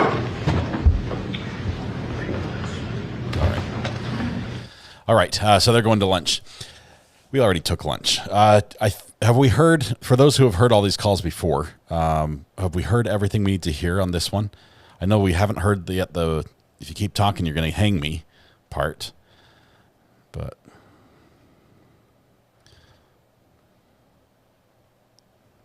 Have we heard everything we need to? Is there anything else we need to go back to and listen on? I'll tell you what I gather from this. She is not very trusting. She has decided that Scott and Chris are the ones responsible, and she's telling everyone else that they're responsible. And what strikes me as just weird is that she's not saying, investigate, you'll see. She's saying they don't have any proof. I want to see the results. The more they investigate, the less Scott and Chris look guilty.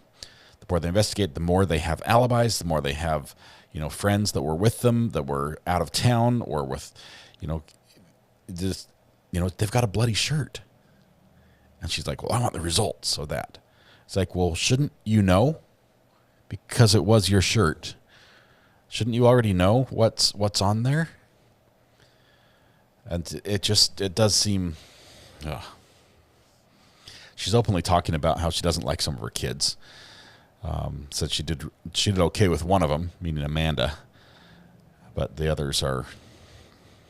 Yeah, that's tough. That's tough. I mean, at the end of the day, say this this case ends in an acquittal, okay, which is very possible. Some of you said, about half of us think that this should end in acquittal because the state hasn't proven their case. But if this ends in acquittal, this family all goes home and, I don't know, meets up for Thanksgiving dinner.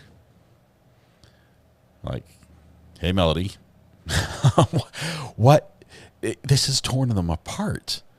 What's come out here today? With all the kids talking, okay? We've got Chris, Scott, Melody, Chris, Scott, Amber, and I can never remember the fourth daughter, or the other daughter. But all of them have taken the stand, and they've all talked. They sang like canaries, and every single one had something negative to say about other family members. Emily, thank you. Thank you, Zimmy. You were first with that one.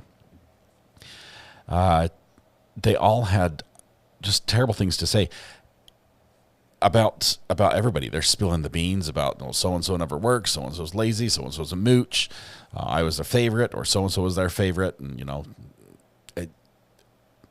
this family's destroyed. No matter which way this ends up. My Crime Time says, no way this ends up not guilty. Sorry, Melody Boo found guilty. Here's the problem. Here's the problem with this. It is convenient and it makes sense. She says she was the only one here. And she definitely had motive to kill him. But is there a reasonable explanation that could account for his death without involving Melody? Granted, it would involve somebody who committed the perfect crime, because there's literally no evidence of anyone else.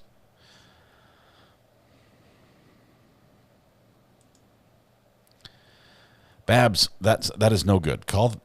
Make sure you don't wait till the last minute to call the fire department to say, hey, get me some power out here. You need a generator. You need something. And why is your power out? That's terrible. If you're on oxygen, you need uninterrupted power. The witness said 10 p.m. shots heard. That doesn't add up, Lobo. I remember he said 10 p.m. and there were lots of fireworks as well, right? A lot of other people didn't say they heard a lot of fireworks. But 10 p.m. shots heard. He was answering emails up till 2:30.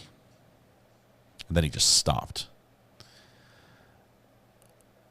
Is it possible he was...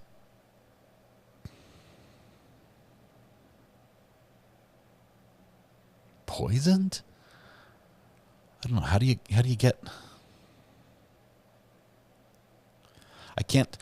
I realize that Melody can move half a piano, half a baby grand, right? That's great. She's ripped. Look at her legs when she's doing the walk through past the game camera. That lady has muscle. She has muscle, but it's not easy to move a 300-pound dead person.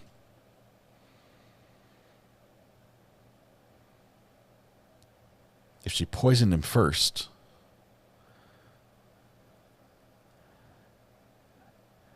then put him on the burn pile, then shot him, I can't see any possible way that Gary did this himself. It's called lead poisoning. Yes, it was lead poisoning.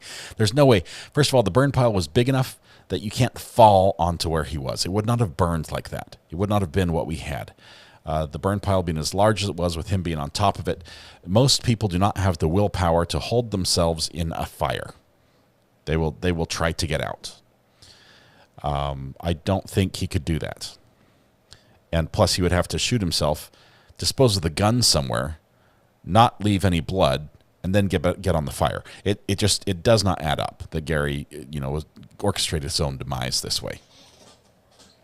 But I also can't see Melody putting him on the burn pile. Want to meet Chad. Chad looks suspicious, huh? Chad was Amanda's wife, or excuse me, Chad was married to Amanda. Amanda was Chad's wife, the in-law. That at one point Gary accused Chad of having an affair with Melody. We heard that the other day. Yeah. Amanda flipped on Gary, and Gary's like, sorry, won't say it again, and never brought it up again.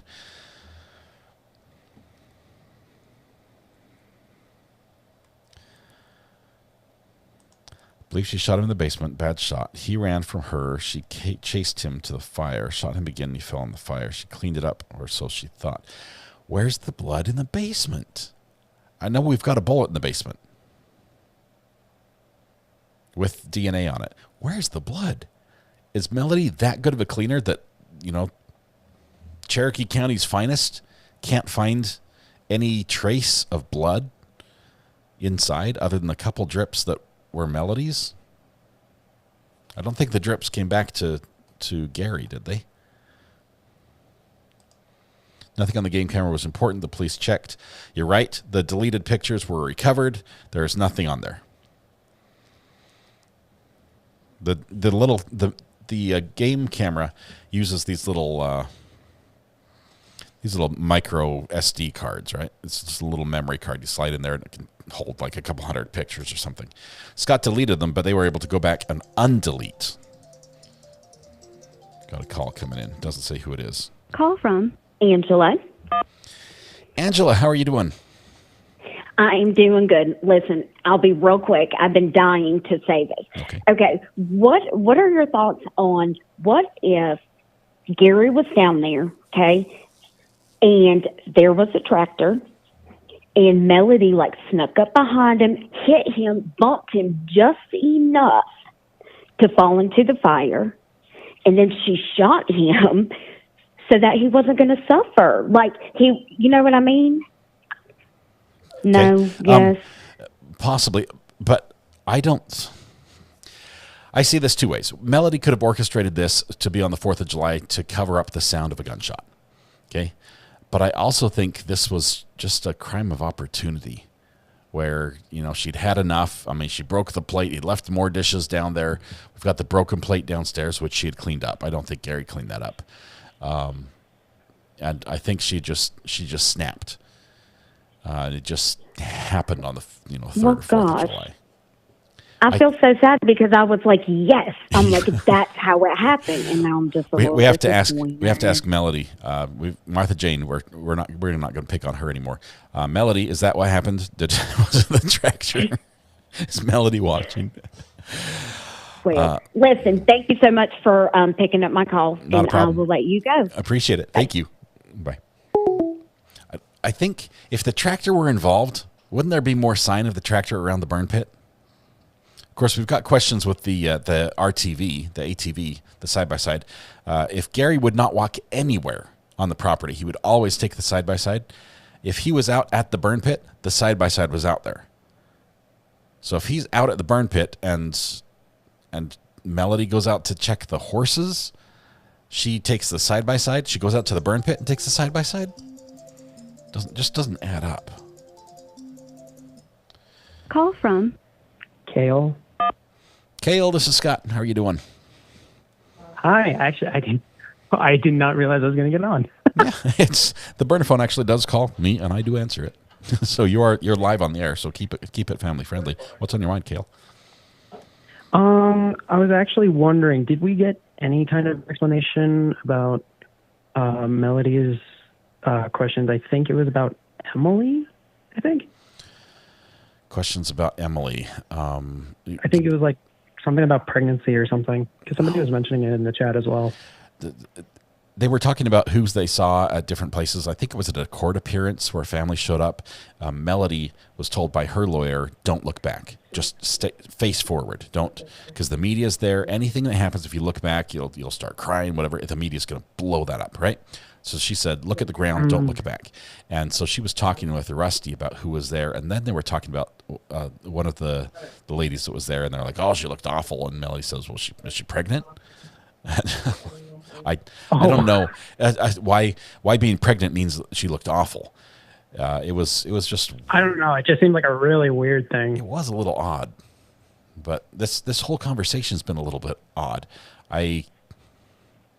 What she focuses on, what's most important, she seems to want to know what's everybody doing, right? Yeah, and because she's kind of wanting to make sure like nothing else is like going awry. Who has heard about this? It does not seem to be working at all. Who has heard about this? Like she's in full damage control, right? She doesn't want is it gone national? Has the local news picked this up? Talking about it at church. What's going on? Who knows? Who's talking? Is anybody saying anything? Nope. We're keeping it quiet. A victim of a crime, I realize there can be misplaced shame for victims. Okay, it's a lot of people. That might be it, but this seems a little different. This seems suspiciously different. Kale, I don't know. I'm still trying to figure it out here. No, yeah, I'm struggling trying to piece this all together as well. There's so much here that I was not paying attention to at first, so I am still trying to get a good sense of what's going on too. It's wild. The state has arrested, the prosecution arrested, the defense has arrested. We're trying to catch up on the parts we missed while we were watching Sarah Boone. I don't think there's a smoking gun here, so we're not going to get a little piece of evidence that's going to be like, aha, it all fits together now. That's the missing puzzle piece, which I wish we had, because this is a whodunit in a way. Melody fits, like in the gap in the puzzle. Melody fits into that gap, especially when you look at Martha Jane, the missing 38 that only Melody knew about. I think she testified. She didn't say on the stand in front of the jury, but beforehand she testified that when she was in the proffer, that other things that only Melody had known about also went missing at the same time. Yeah. So I'm coming into this a little bit late. Yeah. So also, I should let you know. Just a limited edition. I'm her son. You're what? Krista, limited edition son. Oh. I thought you were like Melody's son. I'm like, hey, hang on. No, don't do that. No. Long lost son. No. Nobody was named you in court. Krista limited edition. Awesome. Yeah. Fantastic. And it's actually, she's a diehard fan, and I recently just got on, so I didn't think I would make the burner phone. Well, tell her thank you, and thank you yourself. Appreciate it. Yeah. Kale, good talking to you. And thanks for answering my question. Not a problem. I try. Oh, I don't have a good answer for you. But thanks a lot. We'll see you. I'm going to hop back in the chat. All right. Thank you. Bye. I love this. It's a family affair. It's a family affair. I was paranoid. Yeah. I heard Kale wrong. I thought he said that I'm her son. I'm like, what? No. But Krista, limited edition. Krista, hello. Welcome. Kale sounds amazing. Another call here. They're not back from their break. We could fast forward, but let's see. Phone's trying to connect. And it didn't. I have to try that one again. They have Rusty on video at the Food Lion in Tennessee and a receipt for the pasta salad ingredients. Okay, so Rusty is, I would say, 100% not responsible for the murder. I'm not saying he doesn't know about it or doesn't know more than he's told, but not responsible for the murder. I think we can pretty strongly, and I'm talking upwards of 99%, rule out Chris and Scott because they have solid alibis. Their story checks out with our friends who are with them. It's all the phone records. They match up. There's no holes in their story. So Chris is out. Scott is out. Rusty is out. Was Chad ever looked at as a suspect? Do we miss that? I don't remember Chad testifying. Did he testify? But Gary never cut money off from children, only Melody. Willow, the testimony we got was that Melody always got whatever she wanted, and that Gary only cut his children off and said no more and made them beg for it. But could Rusty have been there earlier? Jenny, I don't think so, because we have that. Oh, somebody's on the phone. Let's see.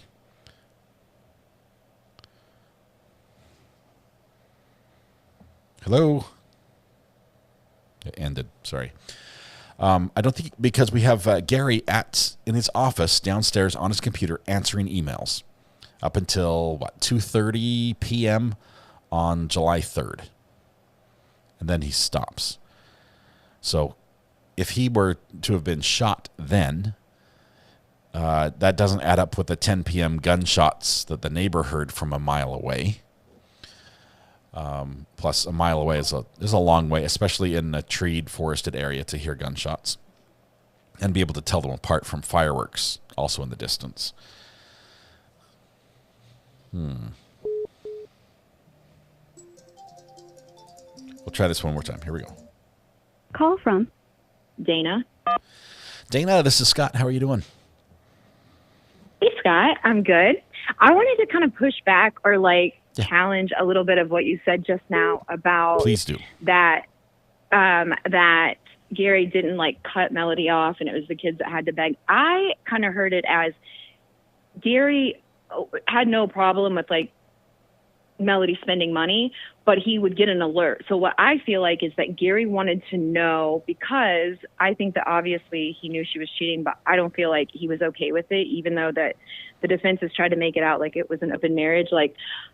I think he probably, which sometimes I can relate to this in my family in a situation, but sometimes really people just kind of get stuck in something when they have kids, and it's like they've built a life. And even though the best thing to do, because everybody deserves to be loved in a way that they deserve to be loved, I think that sometimes people just kind of, I don't know, they just have a stick it out kind of attitude.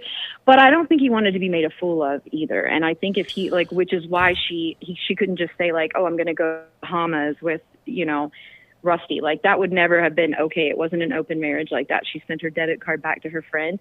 So I think what the testimony was, because even Amanda said on the stand, all the kids had to do was just ask.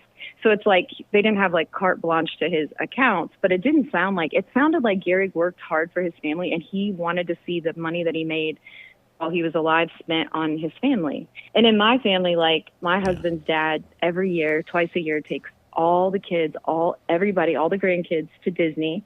And then is he adopting? Asking for a friend. I know, right? I know. It's definitely not what I'm used to, trust me, at all. But his dad has worked really hard, and he doesn't want he just wants to see everybody happy and make memories with his kids and have them, see the grandkids and do stuff like that. So yeah. I'm just saying, obviously, Chris and Scott were probably taking it, yeah. I mean, he definitely did tighten the reins on that and have the alerts. I think anything over $20 he got an alert on or something in his email.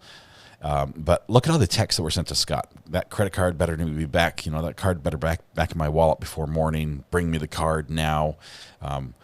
I think he was, I don't know, he might have done that with Melody as well. But all the friends, at least from the outside, looking in, thought that she could get whatever she wanted. I think that she could spend if she wanted it, but think about it. She didn't tell them that she went and spent all that money at, did she go to, what was there was a trip where she spent $400 something the next day, remember? And Gary got that alert, and did you hear that testimony? And they didn't tell. She told the cops about the trip, maybe to Target to get the beach chair, but she didn't tell the cops about a trip to, I think, Walmart or vice versa. Anyways, for $400 something on, I think, the 4th, which it looks like, or I can't remember. Gosh dang it! Now the testimony. Did she buy stuff from the murder aisle? I did not hear that one. There's always a Walmart.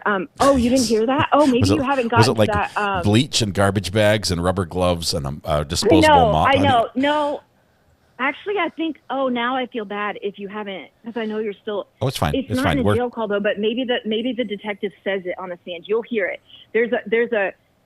That's super important testimony. So I feel really bad because I forget. It's fine. We picked up where we did for a reason. So if there's something like that important, please spoil it for us. Oh no, I don't. Well, it's better to hear it. I think there's another trip that she took to where she spent over $400, and which obviously Gary would have got, received an alert. And now I can't remember something where like the alert was closed. I don't know, whatever it was, it made me go, oh my God. Of course she wasn't worried about that because Gary was gone. She knew that like it wouldn't matter. Like Gary was, but she didn't tell the cops about that. Yeah.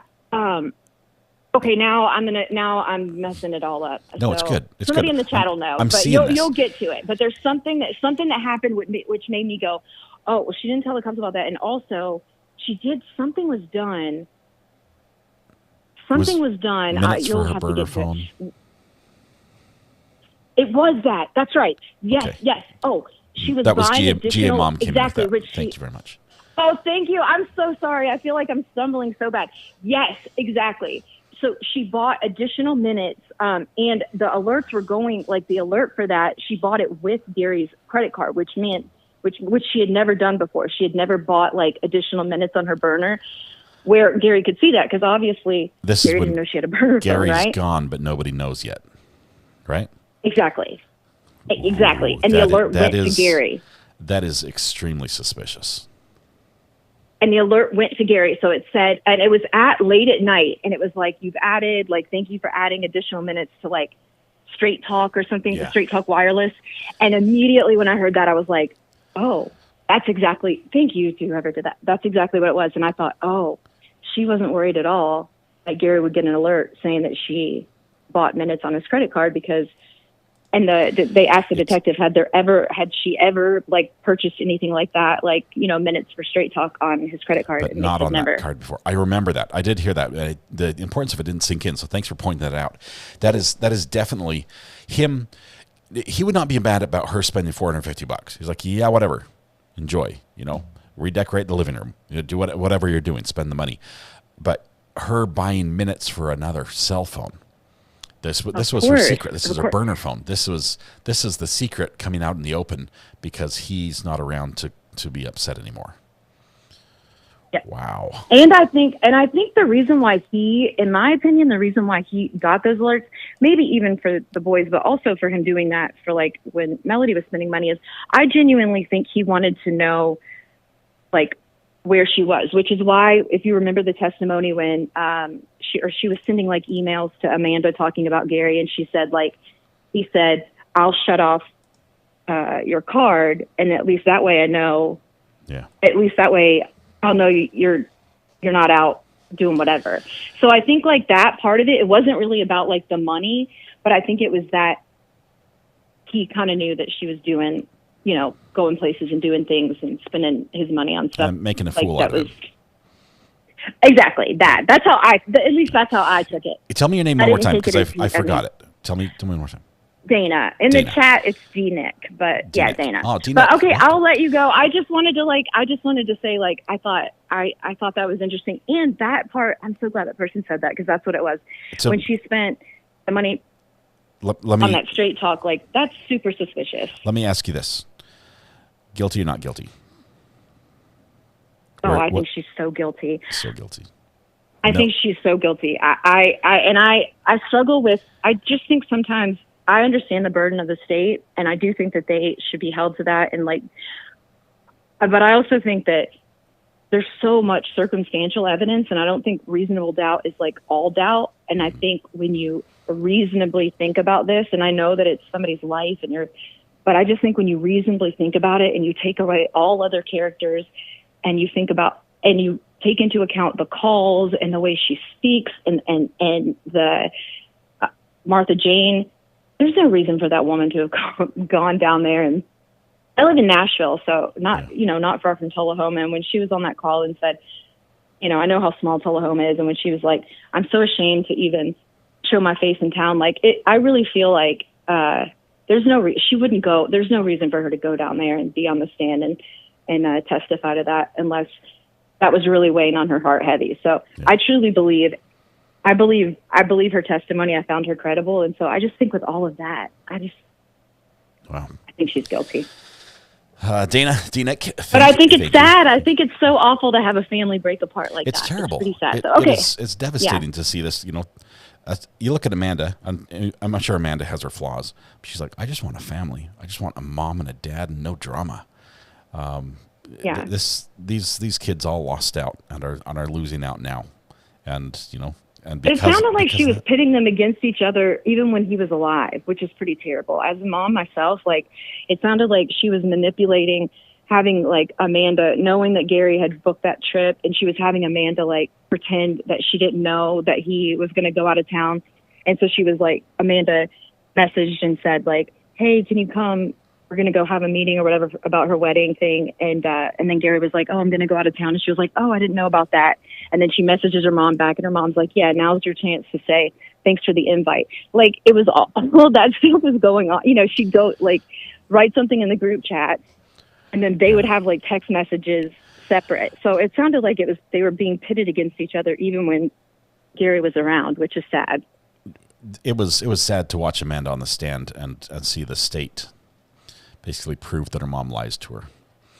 And, you know, the hey, I'm up in the woods with Sherry or whoever, the cell phone service is bad, I'll reach back. And she's at hedonism in Jamaica with Rusty at the time. I can't not laugh when you say that out loud. So I'm going to get off the call after hedonism. Over the minute I heard that, I was like, I know they did not just say which, hey, to each their own. You know what? Everybody, you know, we don't die when we get older. So, okay, but I can't even look at those people the same after that. So, well, thank you for taking my call. I just wanted to bring that up. No, I know what it is before, not from personal experience, but I knew what it was. And I thought, oh my gosh. Okay, have a great day. Dana, thank you so much. We'll see you. Okay. Bye. D-Nick, thank you for that call. That was awesome. Please call again. Love your how you're able to put that all together for us. All right. What is it? No, I'm not going to tell you. It's an adult themed romantic no holds resort. How about that? It's call pretty bad. From Tanya. Hey, this is RA. Are you there? Yes, I'm here. Is it Tanya or Sonia? Tanya. Tanya. Tanya, yes. Tanya, how are you doing? I don't know if this has already been covered, but it was my understanding the reason that her husband had tied down all the finances is because she spent like $50,000 or $60,000 from a home equity line of credit. She drained an account, and then he completely cut everything off. And then she only had access to X credit cards and that type of thing, and he kept an eye on it. Yeah. Yeah, that was a lot of money. I do agree with the state's argument there. Isn't that her money? Yes, it is. Her money, his money, it's the same. That's how marriages work, I think. Right. So from a legal standpoint, she had just as much right to spend the money as he did. But I've found that when it comes to money, being in an agreement beforehand sure saves a lot of problems. Sure. And yeah, I don't know what their agreement was between, you know, each party, but that was what I guess I heard the state say is why her money was kind of locked down. She could spend whatever she wanted, but she didn't have access to instant cash anymore. Do you think she just took the money and just spent it to live on while she was away, or was this like a payment for future services and a 38? I mean, do you see what I'm doing there? I don't know. Yeah, I don't know. I don't know if she was planning on, you know. Because $50,000 is life-changing money. We know that hitmen have worked for less, right? But. Yeah, for sure. Well, that was my only input. I just wanted to say I enjoy your channel, and thank you for doing all that you do. Yeah, thank you so much. I appreciate it. Okay, have a good day. Yep, bye. Okay. All right. I think Ted got 5K. Let's see. We've got a couple more calls. You guys want to continue with the calls? They're about to start here in just a second because, well, they've got lunch finishing, but skipped most of it.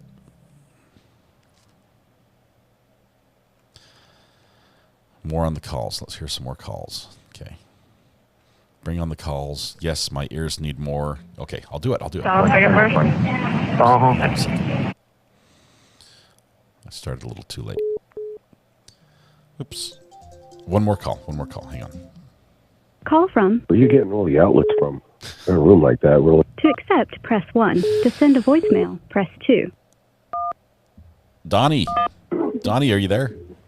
Yeah, it's a lot of outlets. I got a room like that, and there's 3 wall outlets. I mean, you must have extension cords going out the wazoo. What do you mean outlets? The outlets where you plug things in.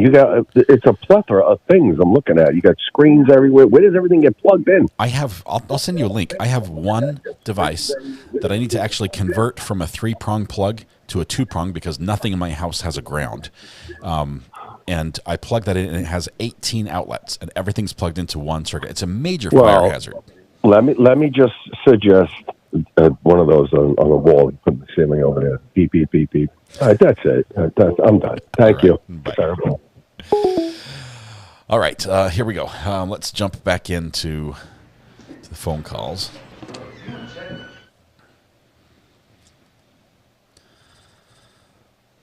Apologize for ads, guys. I do everything I can to make sure ads don't happen, but YouTube has removed that ability completely. It just puts ads in, even when I say no. All right. Cue up your next call. Please, as board council, we're on calls 19. I think we have 25 total calls. It is July 12, 2019. It's 3 minutes and 41 seconds long. Please remain on the line. Hold for acceptance.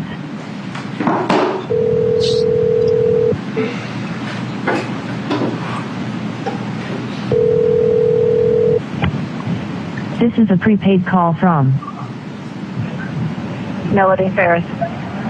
An inmate at the Cherokee County Jail, Georgia, carried by Consolidated Telecom. Your call has been accepted. Hey, baby. Baby. Hey, can you get me on speaker? Yeah, kind of, sort of.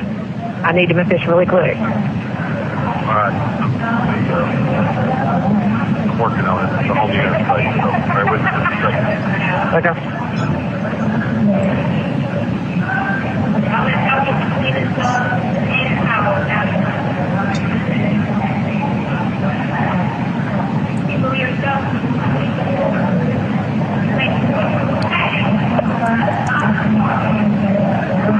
Okay. Hey, you need to get a message to Amanda. It tells her to not say a word about Get a message to who? Amanda.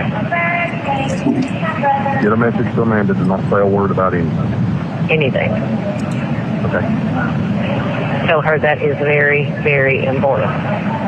Okay. Nothing. Got it? Got it. Do you understand what I'm saying? I do. Okay. Everything okay in your blood? It is, but it's got to do with the neurosurgeon. Oh, and? I get a MRI about a week and a half. Okay.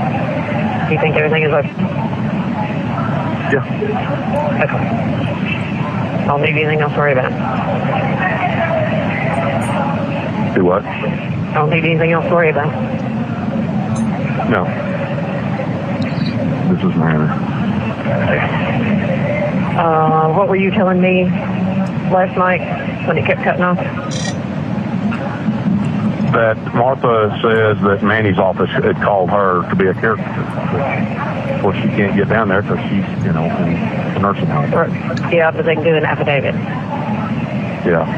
So, but I just can't imagine Manny's office. She just No, it wasn't. No, it's... So get Amanda to text you Michael's number. Okay. And then you can get it to her. Okay. But it needs to be done like... She called them back and talked to them. Oh. Yeah. I don't know. Weird. Well, go by there today, okay? I am. I'm going to get the phone number myself and just see who it is. Okay. I was going to say, but go by there and talk to her. Yeah. Yeah, Tuesday. Listen, Tuesday.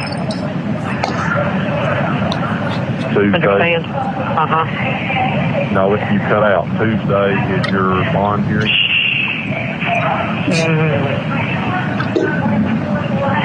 Yeah. Yeah. Well, what did you say? Just Tuesday. Tuesday. All right. I get to go. We're locking down. I'll call you back. Okay. Okay, that's just a little bit suspicious. Tell Amanda not to say anything. It's very important. Not a word. Code word Tuesday. He's like, Tuesday's your bond? No. Just Tuesday. Tuesday, remember? You understand? Tuesday? July 12, 2019, 6 minutes and 42 seconds long. Please remain on the line. Hold for acceptance.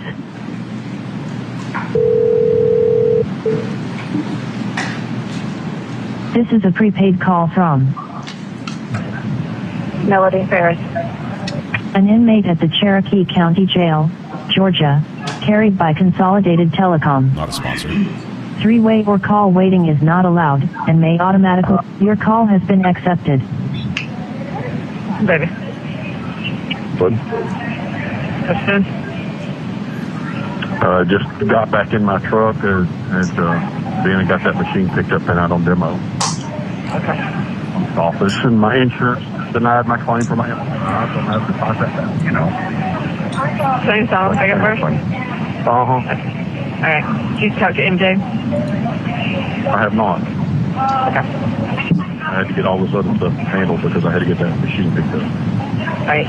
Can you do that, like, pretty quickly after that? Yes. Okay. Yeah.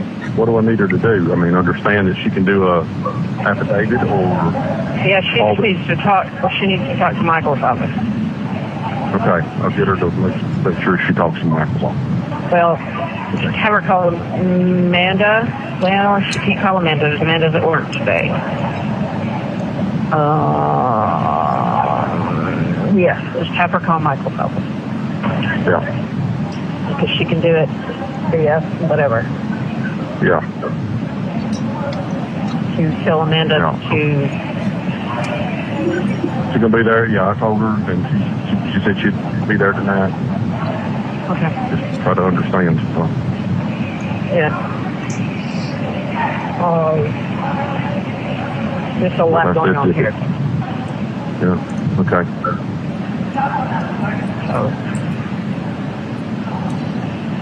You okay? Yes. Well, lots of chess match. Do what? Lots of chess match. Gary. Yeah. In capital letters.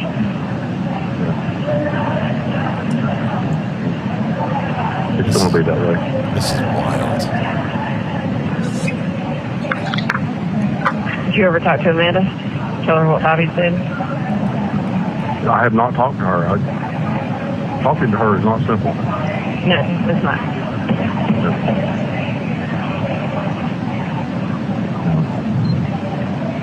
Maybe when you sit tonight, you say, why don't you call first? Like, tell her to call me like in the morning when we can talk. Okay. Or this evening? She'll be at work in the morning. Well, I just figured she could call on the way to work. But yeah, this evening, in the morning, whatever works. Okay. Whatever works for her, I'll make it work. Okay. What do you go do this evening? Same thing I do every evening, hang around here.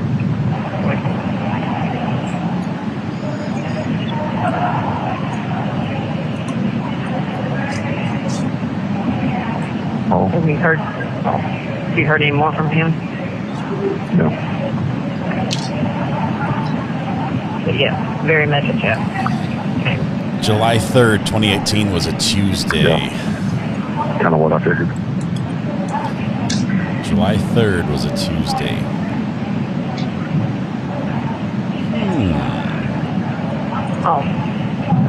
Oh.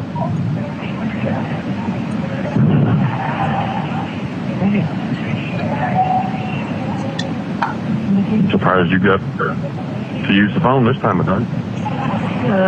Yeah, things are. No schedule.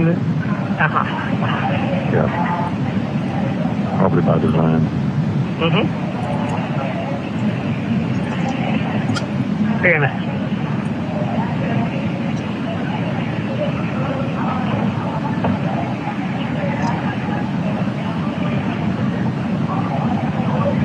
Someone from Michael's office came today and enlightened. You? Good. But yes, be careful who you tell Tuesday. Be careful who you tell Tuesday. Yeah, other than Bobby and Martha. Right. Told nobody. Right. Well, did Amanda respond back to you when you told her to pick a lock? Yeah. Yeah, she didn't know the what. Amanda can have some really blonde moments. Well, me too. Pickle up? I told her to just zip it. Or pickle up. To anybody. Yeah. Right? Correct. Yeah. And who she's going to be with. Yeah. All right, baby. Did you ever get money put on this? I haven't, but I sent her some, so I didn't know if she had. I haven't sat down and tried it yet. Oh, okay. Did we tell you how much you got? Well, it's flip-flopping back and forth, so... And I haven't been able to call about that too. Right, and I have not been able to call out to her. Okay. So tell her that. Okay. Yeah, because she said you had to call her this morning. Right. But go ahead and tell her that I haven't been able to call out to her. Okay, I will tell her that. It's an orchestra. Yeah.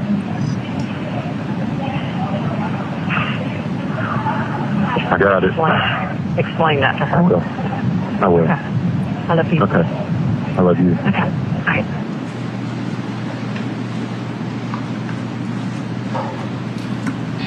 Tuesday could have been the bond hearing, but she said no, just Tuesday. When he said the bond hearing last time. I think she's talking about July 3rd. What happened on that July Tuesday? 14, 2019, 1 minute and 9 seconds. Please remain on the line. Hold for acceptance.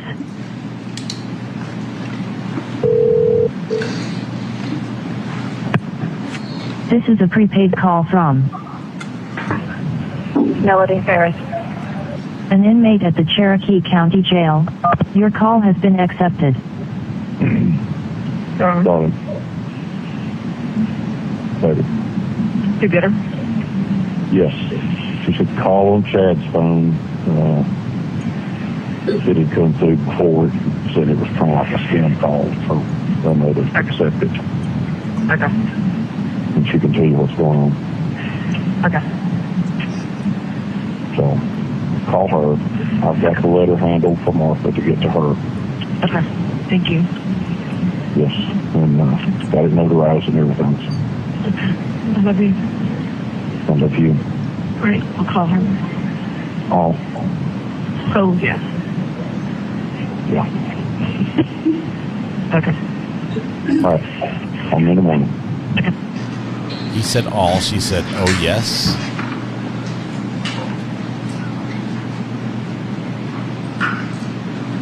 Calls 23.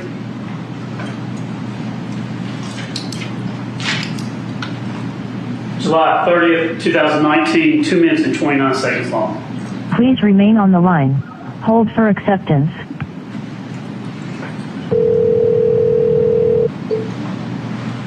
This is Chad. This is a prepaid call from Melody Farris. an inmate at the Cherokee. Your call has been accepted. No. Darling.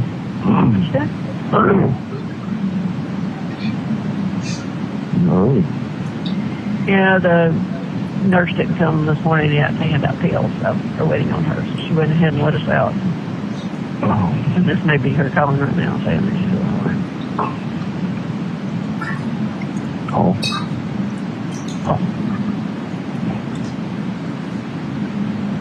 You okay? I am. Did you ever hear from anybody last night? No. I talked to Chad a while ago. Still playing chess. Yeah. No doubt.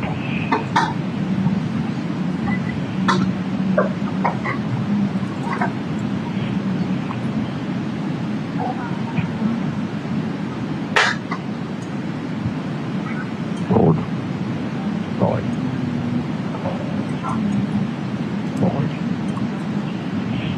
What you got to do for today? I've got to get a quote out to utility district over in Shelbyville. I lost my deal over in Winchester with the guy. He gave up on us getting the price and trading with somebody else. Alrighty. Don't blame him. You need to be more responsive. Would you pass that along to the higher up people? Well, I didn't find it out till but yes, I did send an email out and told them, but I haven't heard from any of them this morning.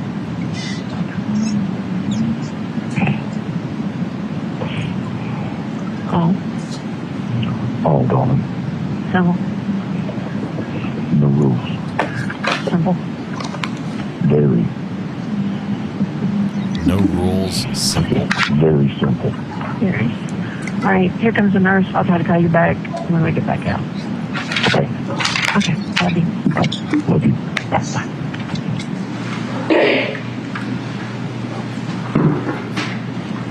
Call 23.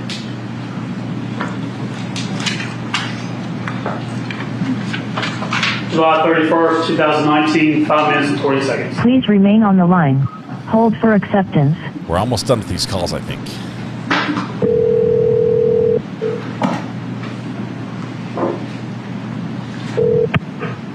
This is a prepaid call from Melody Farris. And your call has been accepted. Baby. Darling. Sound like I had a lot there. Well, beginning to wonder. This morning we got out for breakfast as usual, which is at 7. Between 7 and 7:30. But anyway, it was a little bit later this morning because I had a girl in here who was detoxing. So anyway, they had to move her to medical, and we got put in lockdown until lunchtime because nobody would clean it.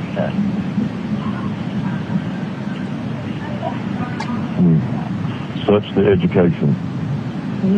Like I told Amanda a few minutes ago, I said, I didn't get put in here to clean up after somebody's been detoxing off drugs. Yeah, really. I don't want to come in here and get something Ajax and penicillin on here. Yeah. That's true. Have you talked to MJ today? No, I called her just a little bit ago, and she didn't answer. I mean, like 10 minutes ago, and she didn't answer. Okay, well, she started to rehab. I need you to tell her something for me. It's about your dad and Maxine, but don't act like you know. Okay. But I need for you to get up and just tell her that I said that what we blamed my mother for telling about your dad, just put it at that it was not her, it was Pat. What? It was not.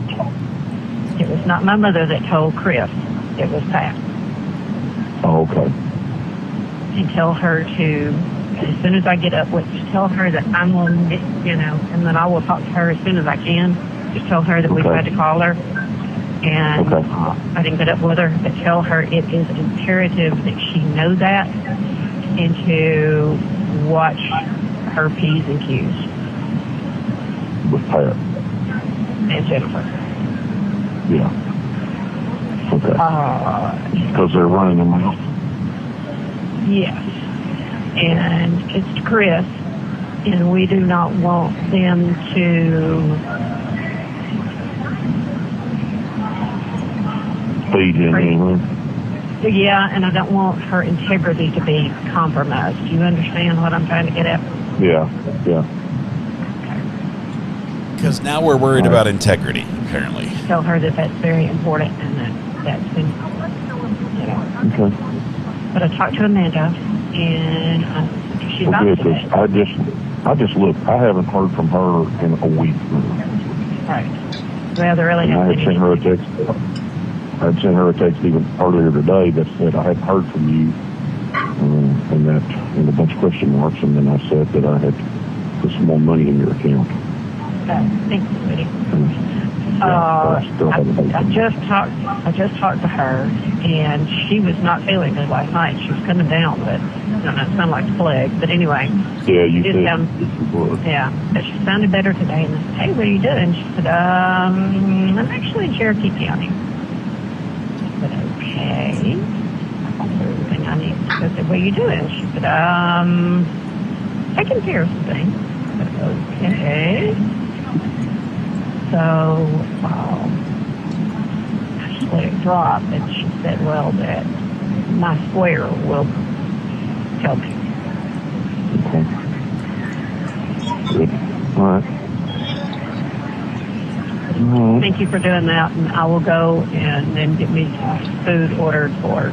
I had ordered a couple of things, but I needed like long sleeve t-shirts and that kind of stuff, and I had put that phone time on here so that I can. Because every time I put phone on there, it charges $1, so it's easier for me to put it in one big lump sum than it is. Sure. Well, and I'll put some more so you got enough and get you some stuff. But anyway, there's a big long line that's her out. That just get up with her. Actually, go if you can go back and see her. Okay, that's probably better. Yeah, and then see if she wants you to go pick her up some stuff at the grocery store. Okay. Okay, I love you. So did you say she's going to rehab today? I don't know. She just said she started rehab, and I don't know what days. Dr. Bills had gotten her signed up for it, so. Oh, okay. And see, she's very anemic. So, if you will, go by there and see if her car is there. I'm just worried about her falling and stuff. So. Yeah. Okay, I'll do that right now. Okay, and I'll call you back to see if I have a chance. I'll call you back in about. Well, we lock back down. It should be about 3:20. So. If I have a chance, I'll call you back. If not, I'll call you back tonight. Was she in a high security prison? I love you. They locked down a ton. Calls 24.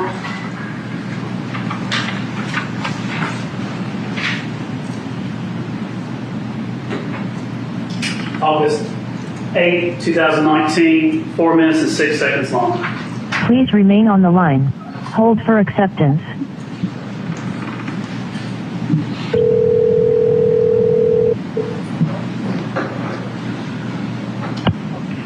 This is a prepaid call from Melody Farris. Your call has been accepted. It's gone. Baby. It's done. Nothing. Got back from parties and, got in the shower. Such things as that.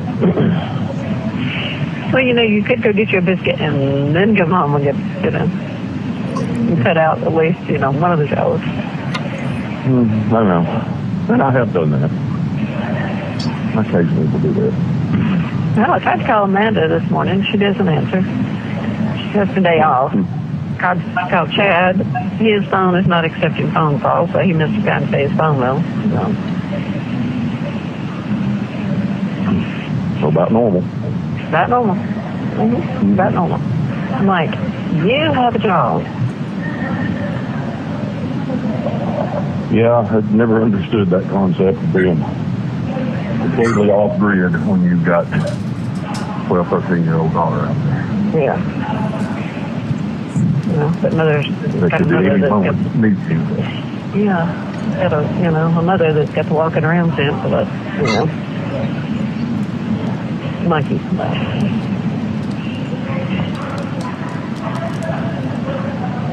Can't fix that either. Everybody else okay? Things okay. Everybody up? Gone to school? Another day? Yep. All Madeline was up. She was already up and dressed and making her lunch when I came down this morning. All right. Yeah. That one is self-sufficient, I'm telling you. Yeah, be careful. I had one like that was very self-sufficient. That would be Emily. Yeah, but you are too, so. Well, it's true. Well, yeah. I mean, heck, when, let's see, what grade is she in? 8. Oh, heavens, yes. By that time, I was up, getting myself ready. I mean, I was on the bus at 7:03. That's what time the bus picked up down at 4th Street Church.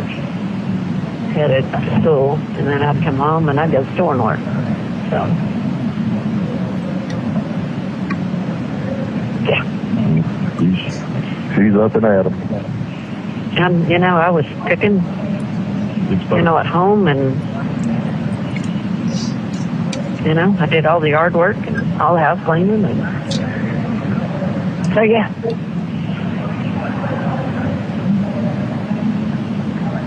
I think that was about the time that my parents decided that they were going to adopt a baby, and I told them I didn't. No, they weren't, because I didn't need anything else to take care of.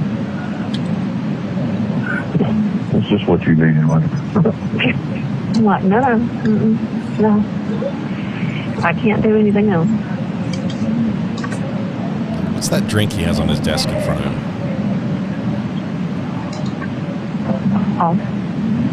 Oh, darling. More. Body armor? Simple. Very. All right, baby. Up is one, and we're not out for very long, so but if things change, I'll call you back in store, baby. That'll be good. Okay, I love you. Be careful today. I love you. All right. Okay, I think we have one more call. This guy doesn't like me very much. Call 25.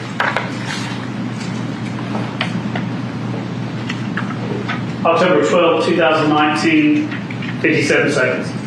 Please remain on the line. Hold for acceptance.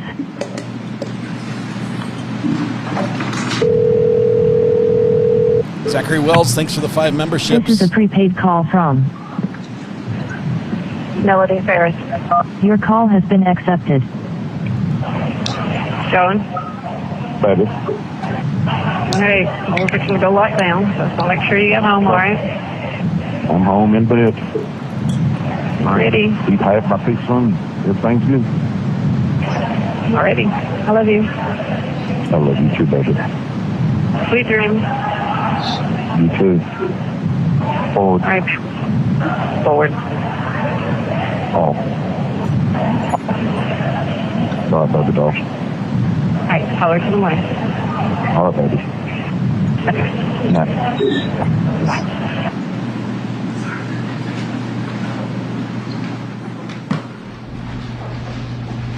Is that all? Or do we have more? I was thinking we had 25. That's all the calls, Judge. Yay! All right, you got something else y'all want to present? Yes, Judge. State Call Sergeant Daniel Hayes. All right.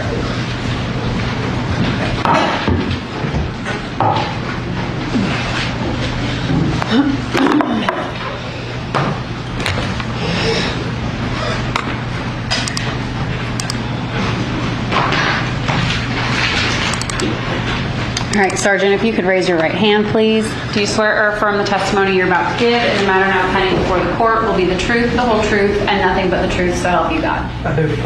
Okay, you can have a seat. And I know we've referenced you here and there, but could you please introduce yourself to the jurors? Sergeant Daniel Hayes, How are you employed, Sergeant? Cherokee County Sheriff's Office. How long have you been with the Sheriff's Office? I was hired in January of 2007. How long have you been a police officer? Since January 2007. Are you post-certified? I am. Can you tell the jury how you were employed with the Sheriff's Office in 2018? In 2018, I was a detective in the Criminal Investigation Division. What does that mean? We're assigned to follow up on cases that patrol, can't handle themselves. We heard about all of the units and how it was divided by Sergeant Kuykendall. We're gonna fade this one out. Okay, I think we have to go back and listen to the first interview that Melody gave. I think it is, let's see. Let's see here. 3.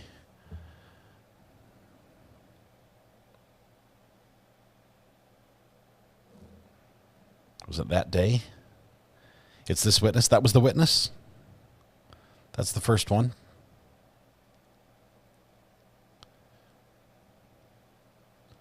No, I don't know where it was. Hang on.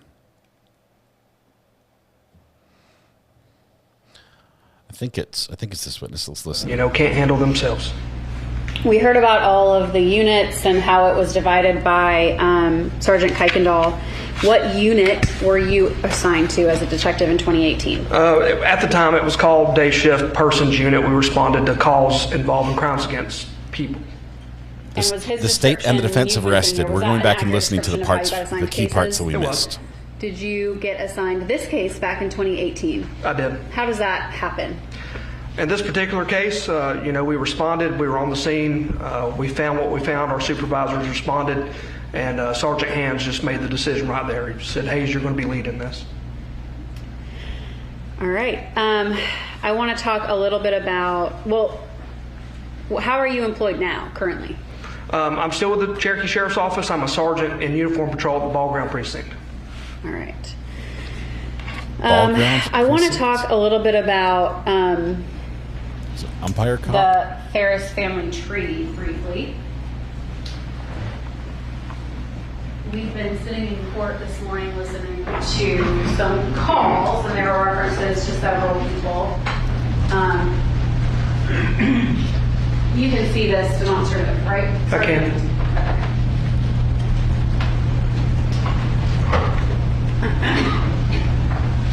Jury gets the case tomorrow. Closing's tomorrow. Jury gets it tomorrow. Let's start with when you arrived on scene at Purcell Lane back on July 5th of 2018. Who did you speak with first? What was going on? When I got there, we were led by Uniform Patrol. I believe Lieutenant Simmons, or Captain Simmons, I don't recall his rank at the time, gave Detective Kuykendall a briefing. I walked down to the burn pile where other people were. Okay. And eventually, did you learn about all of these individuals who are on this family diagram, family tree? I did. Okay. Can you, that evening on July 5th, did you speak with Chris Farris? I did not. I don't believe I spoke directly to him. He was there. Okay. Did you speak with Emily Farris? I did not. Did you speak with Scott Farris? I did. Okay. And did you speak with Amanda Farris? I did. All right. And did you eventually learn all of their partners? So Chris was married to Jenna. Correct. All right. And then Emily's husband, Chris Payne, did he show up with her that evening? He did. And then Chad Bruce, was he on scene that evening? Yes, I believe he was there at some point. And who was he to Amanda? At the time, I believe they were engaged to be married, fiancés. Okay. All right.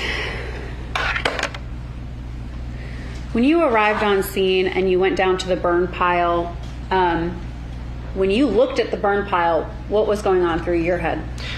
I just recall Sergeant Kuykendall and I were at the office when the call came out, and we responded. We doubled up because we heard a body fell into a fire, and that's not something we get to see every day. So we rode together to go handle it. At the time, we were expecting what we had thought and discussed on the way there was, it sounds like someone had a medical episode and fell into a fire. I recall that day it was extremely hot. It was July the 5th. We got there and we walked down to the burn pile, and I think, at about the same time, and everyone had the same opinion, like, well, this doesn't appear to be what we thought it was. How is that? Just the damage to the body. We could make out some bones in the fire, and it just didn't appear to be that someone just had a medical related incident and fell into it recently. So once you saw the burn pile and the remains, well, can you tell the jury who all responded to the scene that night? That day, the fire department was already out there, uniform patrol, of course. Kuykendall and I went as, I believe we were the first arriving members of the Criminal Investigation Division. Of course, we started making phone calls, relaying to our supervisors what we had. The crime scene unit was sent out there, eventually more firefighters and other specialized personnel like the forensics. They were calling in people. When you started calling to supervisors, did supervisors start arriving on scene? They did. Is that typical? Yes. And so when you say supervisors, who all, what ranks? Kuykendall and I reported directly to Sergeant Hands. Above him was Lieutenant Darrell Clark, and then above him was Captain Tommy Pinion.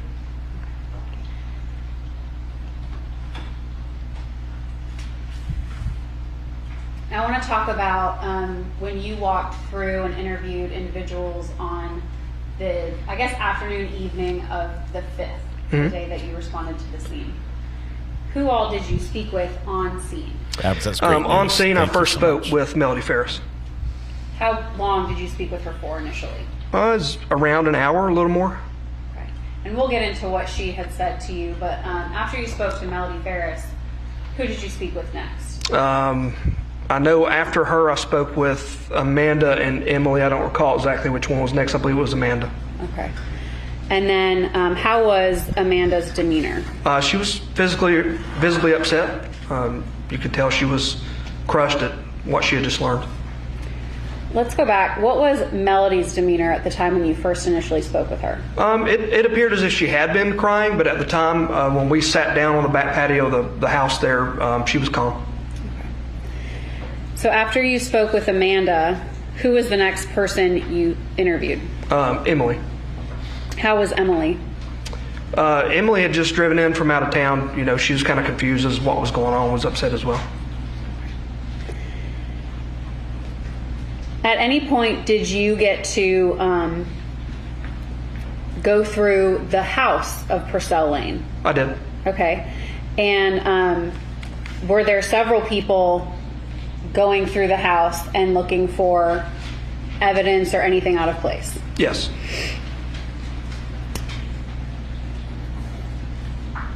And tell the jury a little bit about how you were being communicated with about what was found, where it was found, and who it was found by. Tell the jury a little bit about how that works. In the initial stages of the investigation, I kind of, after I interviewed Melody, directly after more information had been found, I would be getting phone calls, text messages. People would be coming up to me in person and relaying information while I was on the scene. So while you were interviewing people, were you also receiving information?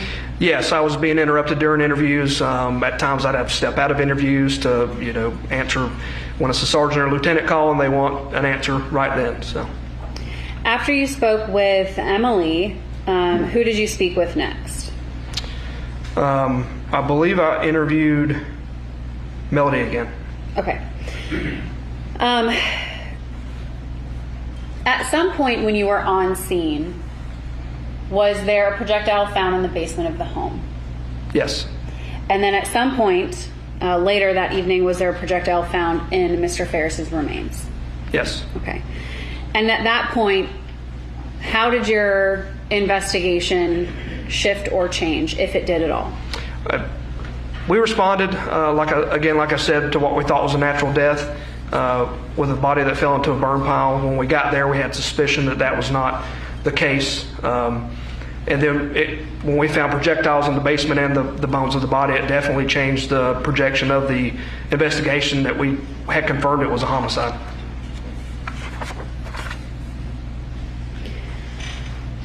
Can you tell the jury about were the projectiles kept a secret from the family, or were they informed about them? They were informed of the bullet in the rib not long after we discovered it. So when you say they, who's they? I know Melody and Scott were both told. How do you know that? I told Melody, and Sergeant Kuykendall, Detective Kuykendall at the time, Told Scott. Okay. So they were aware on the 5th of a projectile found in in Gary Farris's body. That's correct. Okay. At that time, the projectile, was it identified by caliber or anything like that? It was not. Okay.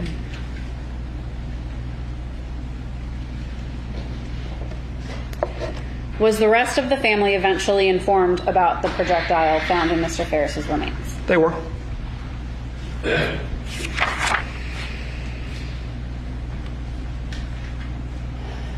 Eventually, you brought a couple of the family members back to the free home precinct. Can you tell the jury about that?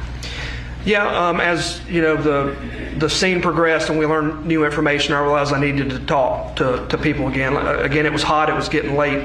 We were outside the whole time for the most part. So I determined I needed to speak with Miss Farris and Scott Farris again. The closest precinct to where we were was the Sheriff's Office free home precinct. So I asked them if they would meet me there so we could talk in a more comfortable environment inside to get out of the heat. Why just Mrs. Farris and Scott Farris? They were on scene at the time. We knew they had been there most of the time. We'd spoken to the daughters and the other son and determined, that they were other places over the last couple of days. So we thought in the initial stages of the investigation, we needed to get as much information, firsthand information as we could, and we knew that Melody and Scott would likely have that. Do you know how both of them, well, let's start with Scott. How did Scott arrive at the precinct? Scott drove himself in the truck. Okay. And how did Melody arrive at the precinct? I believe she was driven by Amanda. When both Scott Farris and Melody Farris were at the precinct, did you have the opportunity, or did Kuykendall or you have the opportunity to search Scott's vehicle? We did. Did you photograph that search? We did.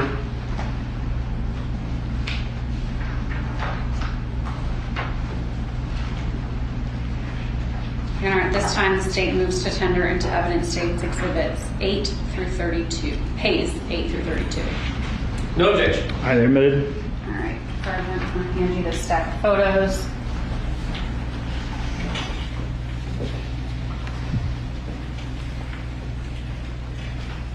Did you end up collecting anything from Scott's vehicle?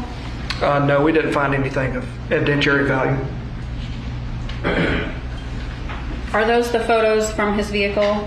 They are. Okay.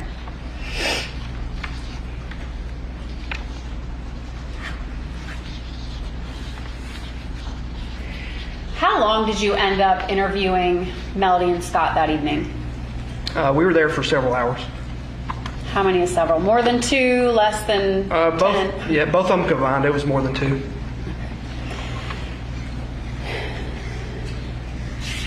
I want to jump forward a little bit. Well, not that much. On the 6th, did you have the opportunity to travel up to Tullahoma, Tennessee on the 6th? I did not on the 6th. When did you do it on the 10th? The 10th was the first time I traveled up there, yes. Let me ask you this. On the 6th, when TBI was notified of Rusty Barton's involvement, who was it that notified them? I don't recall who notified the TBI. It wasn't me. I think when this was going on, I was in the interviews. Okay. In the interviews, did you learn about Rusty Barton? I did. How did you learn about him?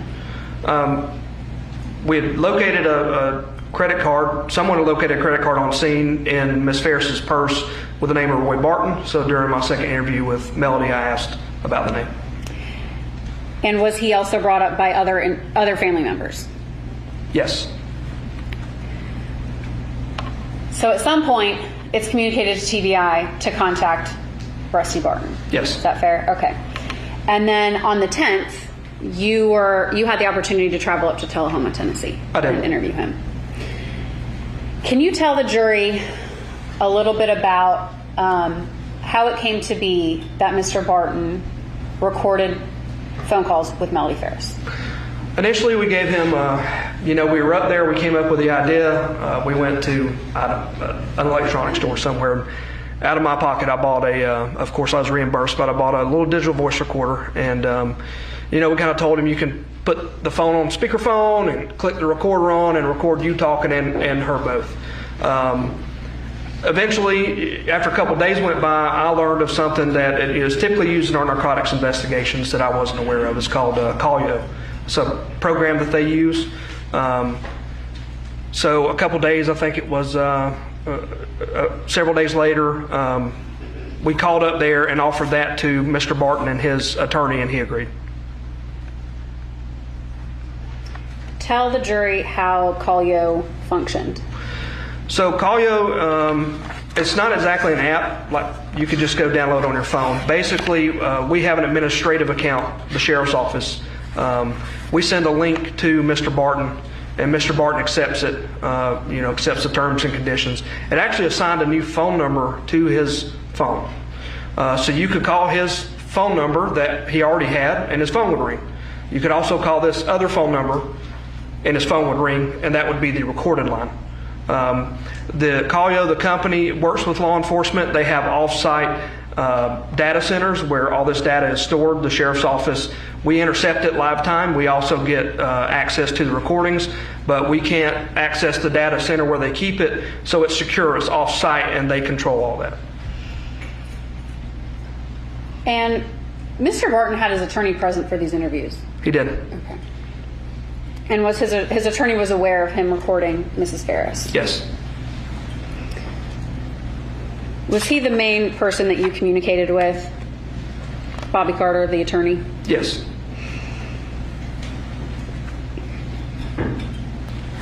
Were you able to listen to the calls in real time? Yes. Did you listen to some of their calls in real time? Initially, for the first several weeks, we did. I could actually set it to where at the time I had a county cell phone when I was in investigations, and it would alert me. My phone would ring as well, and I could answer and live feed in. I could log into my account on the computer later and listen to the recorded phone calls.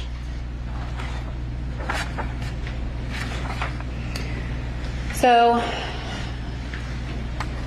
I want to talk about on July 24th, that interview with Mr. Barton. Was that the interview, and we've already heard all these, but well, this one, was that the interview where he informed you of what Melody Farris told him on the morning of July 4th? Yes. At 2:28.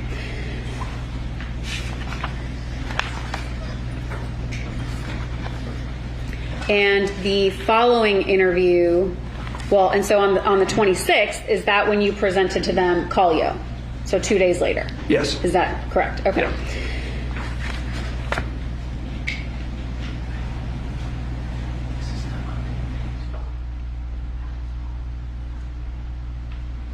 Just going to switch these out real quick.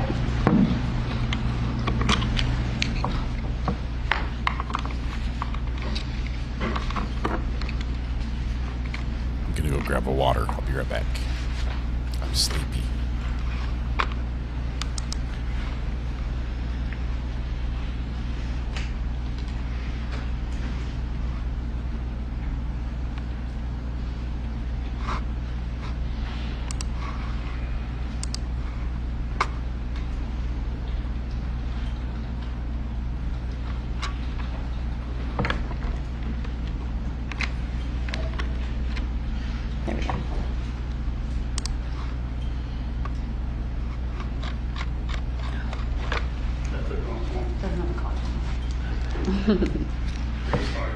That's okay. I'm getting to it.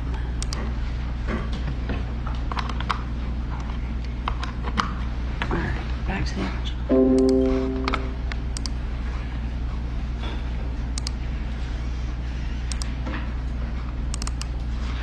All right.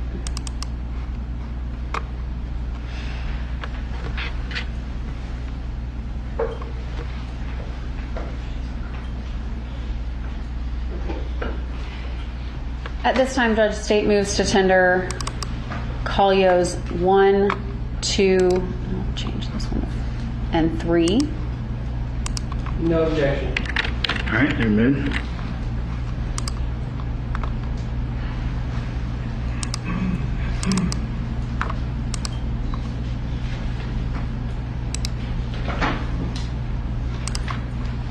All right.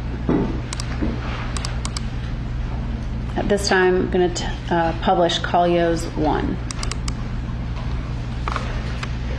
Hello. Hey. I didn't know who it was. Huh? I said I did not know who it was on this number. You didn't know who it was? I figured when it got tagged, you'd know who it was. Well, yeah, but, you know, I'm overthinking everything these days. So, you know.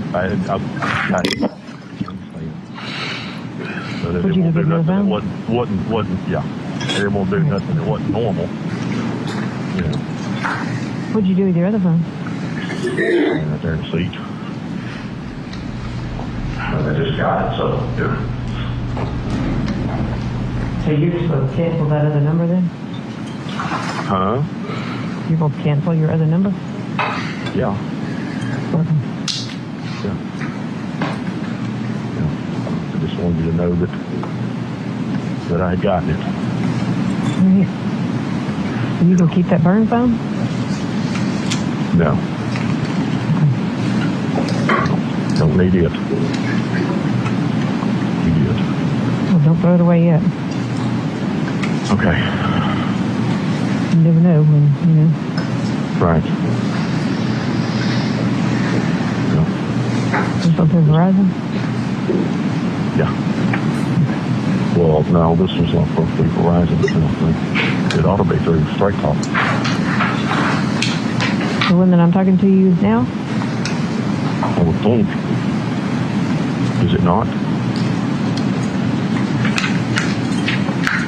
Where did you go pick it up at? The phone that you're talking to me on. Where what? Where did you get the phone that you're talking to me on now? Walmart. Oh, okay. Okay, I got you. In front of the Walmart. Another droid. Oh, okay. Well, I don't know. Let me look at it. Oh, this is an iPhone. Okay. This is an iPhone. So, Now you got to put all your contacts in it. I don't have any contacts in my other one. The only number there was yours. Oh, okay. I guess I was thinking you were getting rid of your second phone that you had to Verizon. My personal phone? Uh-huh. No. Oh,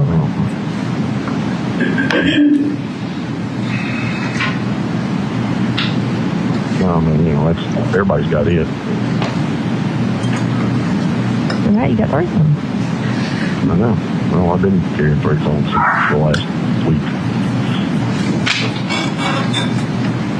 I'm still trying to figure out, or they did, or they were bluffing that you had a third phone.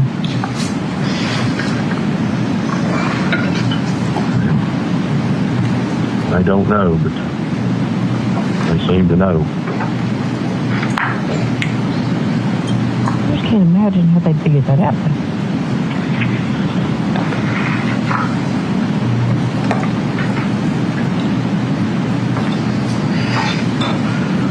I got no idea.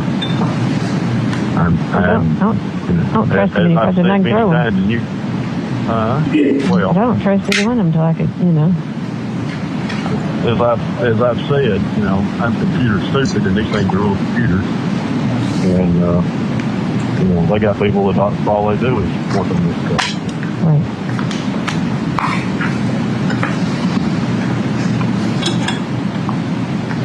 So I'm getting gas. I'm going to be the nice guy and smoke really hard.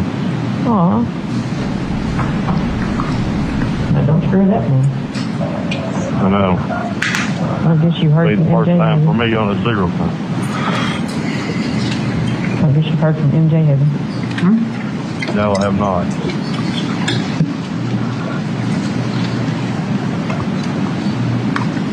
She was taking him over there to what, Creatures Great and Small or something like that. Where is that? To where? creatures, great and small? Oh, yeah. Yeah, she's been there before with one of the others. The other day. Yeah. Where is it? It's right there on the Manchester Highway, where you turn to go to UPS. Oh. Where you turn to go over to Kilgore's. Oh, okay. Where's he going? Well, he's pitiful, so he needs to be, bless his heart, he needs to be put down. Well, I know it's hard to do, but... Well, it is. But there comes a time when you know it's time to... Well, yeah. Just in such bad shape. One poor little old wine, she's been in such bad shape. For a long time. Although I think he's been about the healthiest of all of them, though. Yeah.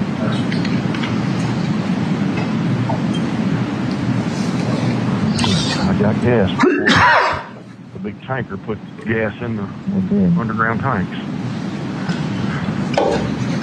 And he always said, don't get gas when or after they put that's what I've always heard, because it stirs it up or something. Stir it up. Uh-huh.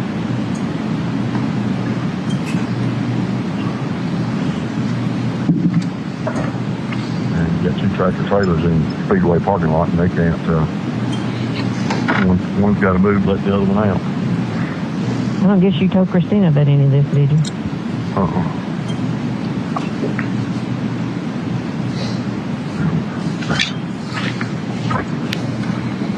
How much is out here? All right, let me douse this traffic and get back, see if I can do a little stress relief by mowing the yard. And I will catch you later. It's good. Felt good to put my hands on you. Huh? Felt good to put my hands on you. Yeah. What? All right, sweetie. I'm gonna roll. Okay, I love you. All right, I love you. Talk to you later. Bye.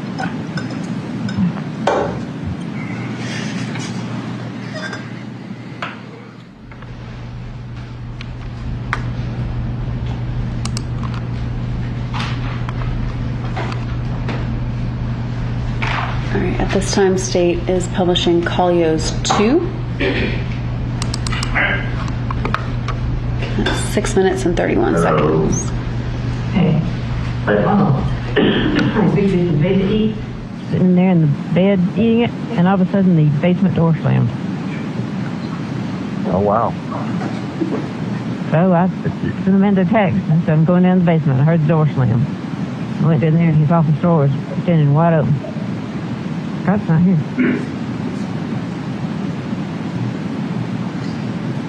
Well, one, you need to be extremely careful. You need to look around and inside and out. Weird. I know. This is twice that it's happened.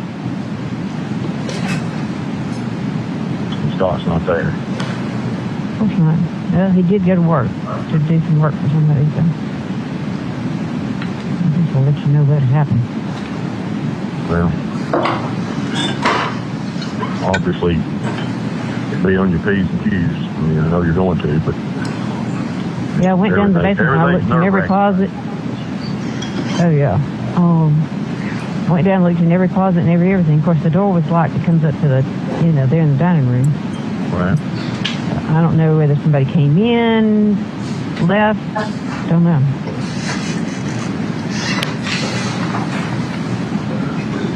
Super creepy, though.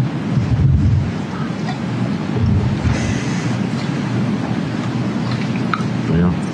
Only way you could have known would have been have to look outside and seen which way they ran off. If they ran off. Right. How did the thing come up about the tape recorder?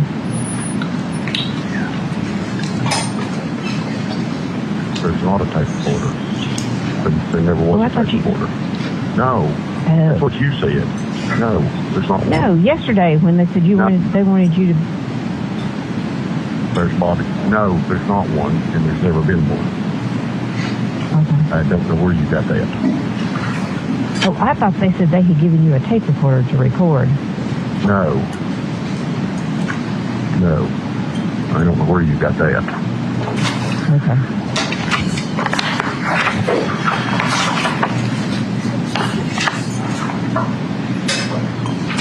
Well, didn't you say yesterday, no, I'm not didn't you say something about I'm not recording it? About them not recording what? Well, yesterday I thought you said they gave me a recorder to record you to get a confession out of you. No.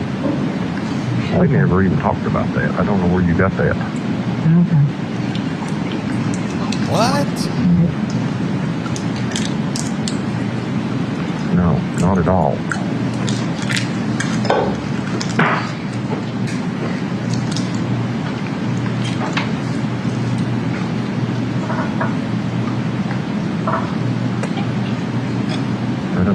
I don't know where that came from. That's what I thought you said. That they had given you a tape recorder for you to. No. No.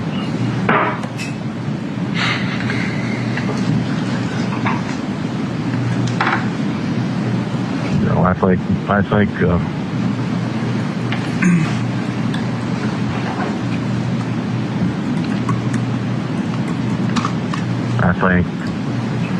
you said that everything was probably tapped, but no, that was never talked about.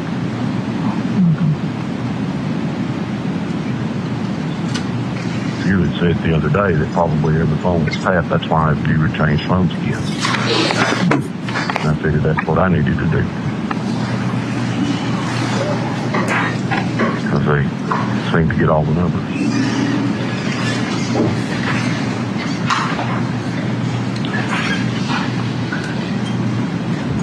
You started mowing yet? No, not yet. Got it filled up with gas. Started it. Started the lane and stuff. Did you some light? Not yet. I kind of thought I might go do that first before I got dirty.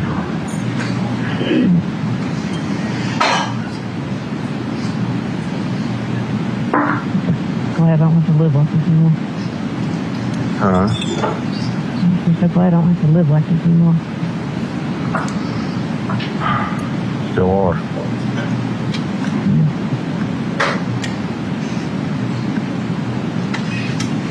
Worried about every phone that rings and dog that barks and door that slams. Barks and door that slams and everything else. Yeah.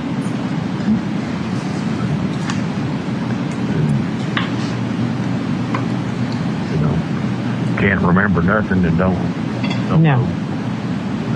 That's just it. And then your mind goes 1,000 directions. 1,000 different directions. And then you're wondering what's real and what ain't real.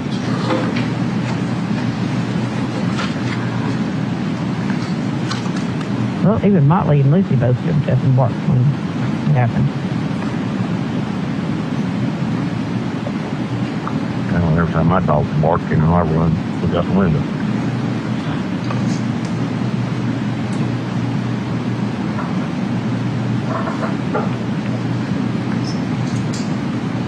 So,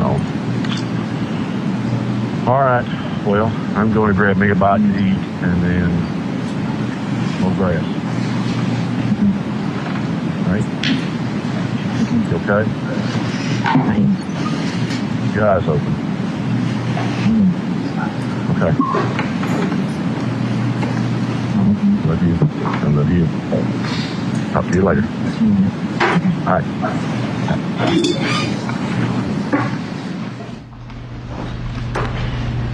Sergeant Hayes, at some point,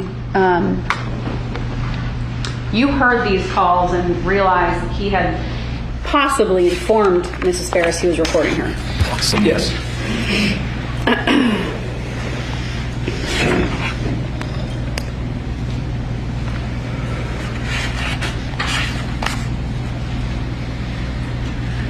When you initially confronted Mr. Barton with that information, Was he truthful about it? No, He eventually did tell you, yes, I told her. he didn't. At this time, the state's going to publish Collio 3. Same date, it was July 26th, 2018. 27 minutes and 54 seconds. Hey, sorry, I didn't. Working on Walmart. Trying to get Jimmy down at Walmart. Working. Why would Martha Jane call and tell me to be careful what I said to you? No.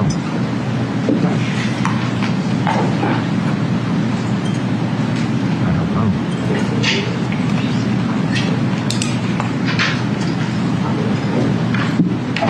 Martha Jane told her to be careful what she said to Rusty. You're really confusing me on all this. What's going on?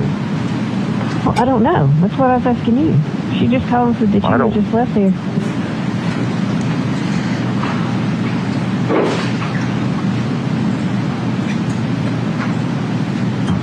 Well, it's been a little while because I've been over there and buried the dog. That's been a little while. Yeah, she said that. Well, she said you just left, and she said you need to be really careful what you say to him.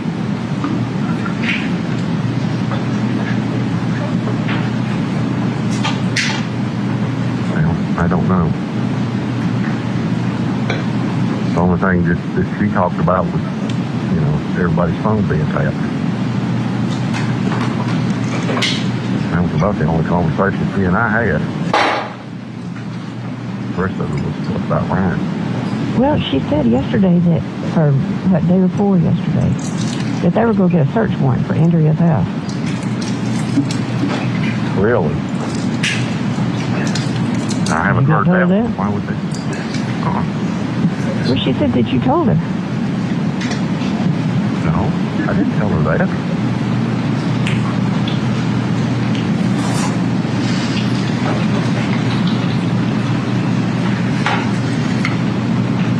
I don't know where she's coming up with this, because I didn't tell her that. They didn't tell me that. Why would they do that?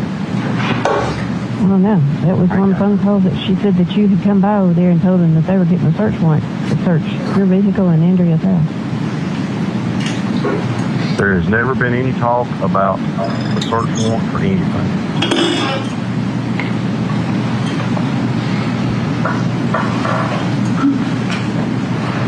I have never heard that said, that they were going to get a search warrant for anything.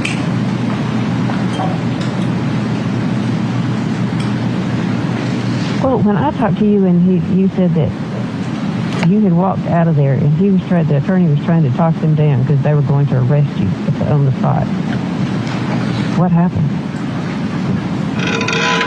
I don't know, because Bobby talked to them without me. But he told me that they were going to arrest me. Oh, Bobby did? Yeah.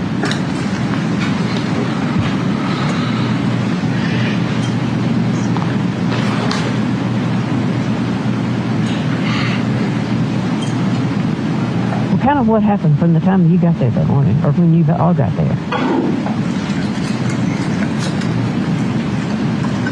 I told you it was the same bunch of questions over and over and over about, every time that I've ever talked to you, what have you ever said to me? I said, of course, nothing. The same thing, over and over. You said nothing. There's no indication of anything ever.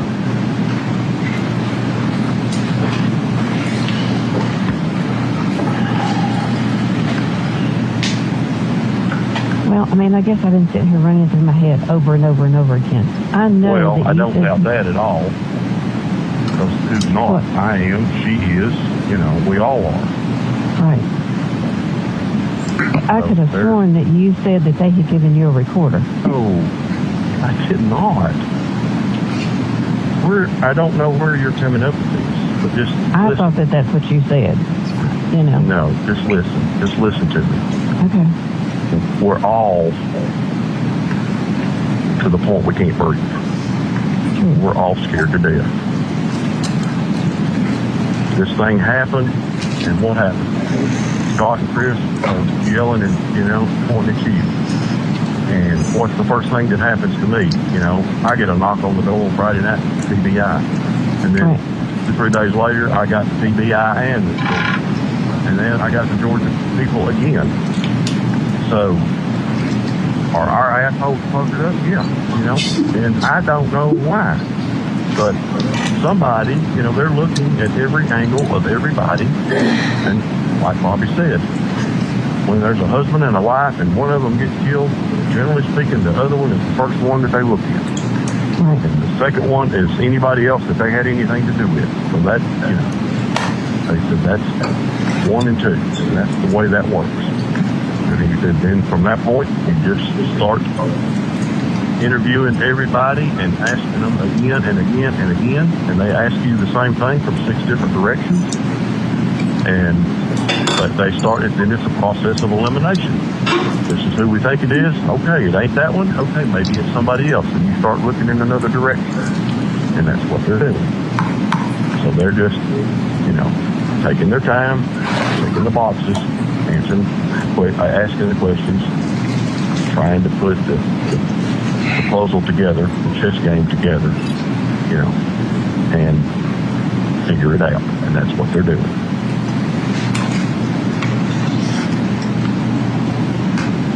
And the thing about it is, their job, this never ends. It never goes away.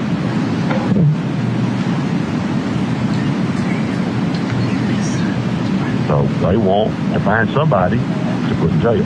That's their job.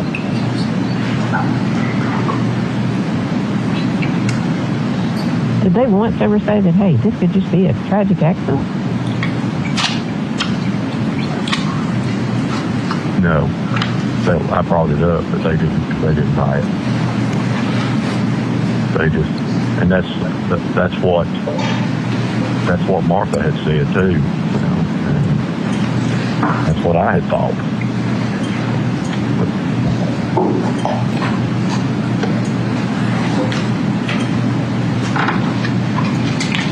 I just thought it was weird that she called and told me that right after you left. It's been a while because I've been gone for a while.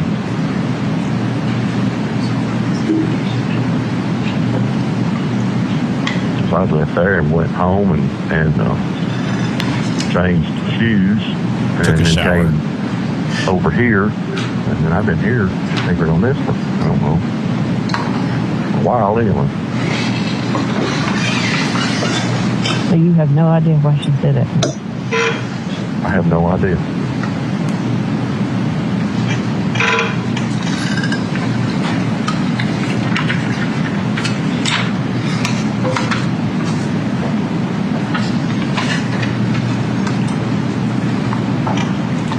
I don't know. Maybe she don't want me and you talking. Or maybe she don't want you talking to me.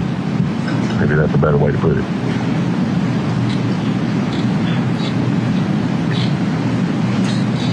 Well, did they ever say that they were going to arrest you yesterday? No. That's a lie. That was 2 days ago, but no. Well.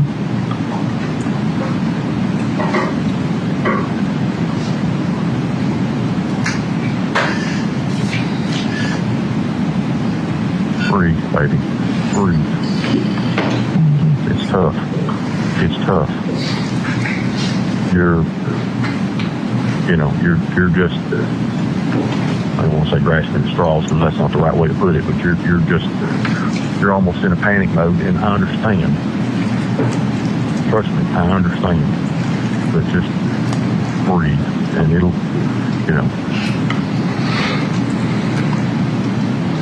you got to think about some good things. And I know this is the only thing that's, you're there by yourself and you got nobody to talk to, and it's bad, and that's all you can say about it. It's bad, but don't let your mind just keep running and scrambling, because then you don't know what's been said, what you thought, what somebody else said, what somebody else thought, and thoughts and reality, as we know, start running together. Fact and fiction start running together. somebody said something 2 or 3 times, instead of being a fault, then it becomes what somebody thinks is a fact. So don't fret over it.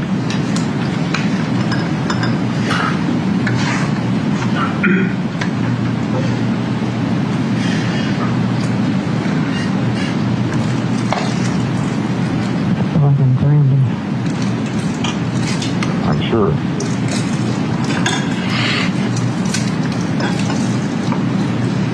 I've had several of those moments. And I know you've had a whole bunch of them. Just chill. It's okay. I think Martha's probably just being cautious. It's okay.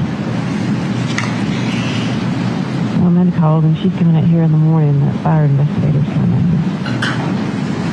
The one that Manny hired. Say that again? The fire investigator that Manny has hired is coming out here in the morning. Okay. I didn't hear that. I just heard fire. I didn't hear investigator. Well, about Martha. Martha doesn't completely know about us, If the kid said something to your mama and your mama said something to her, she at least hasn't brought it up to either one of us. But if that's she's probably wondering why that they're coming and talking to you too. Exactly. So if that's true, then that makes complete total sense. That's what she's thinking about. So she's going. Well, what did she tell you when you went over there the other day? About what? About me leaving. About me leaving. Oh, Tuesday? Mm-hmm. She said that she had talked to Emily and Amanda, and they had talked to your attorney because they thought you had ran.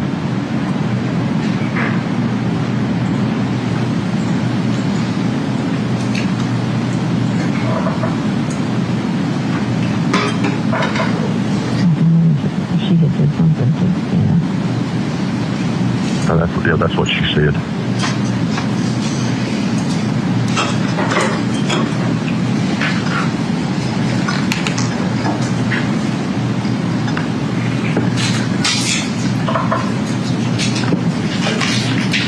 But just be at ease. Breathe. Like you told me. Think about the good times. Okay? Put a good thought in there every now and then. Okay? I did say you had a voicemail on this one. Yeah.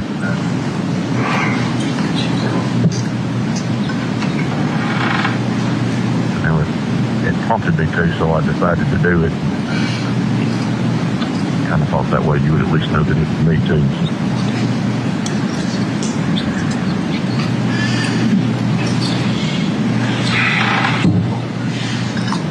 Well, did they say anything to you about coming back? No. But I'm certain that they will.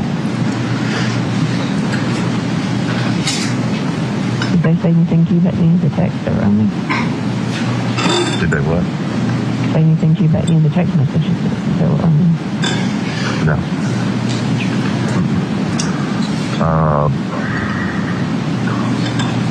What was I going to say?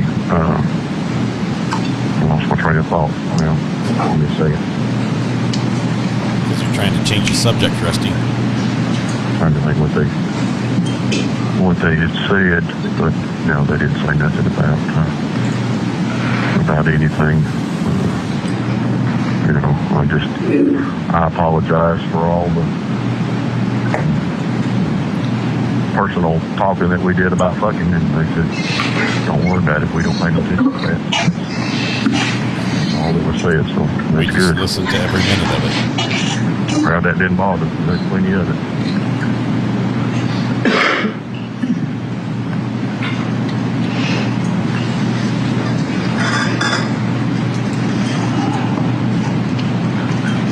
She's home. what that is? And she said that Emily and Amanda both had called, and especially that Amanda was so tore up. So when she's talked to Emily, she's been just very, just kind of matter of fact about things. But that she told her that she ought to get in her car and go down there to see you this weekend, take a look at it. That Amanda was really torn up.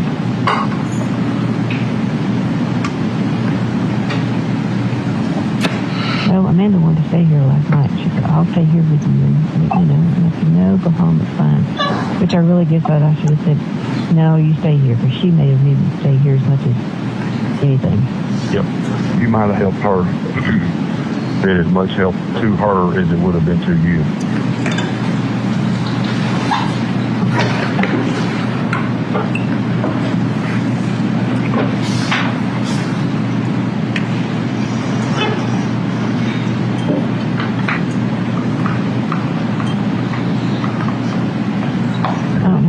Jane is trying to get me where I don't trust you. You think that could be? That's what I think, because I actually thought that I had probably told her that I had talked to you.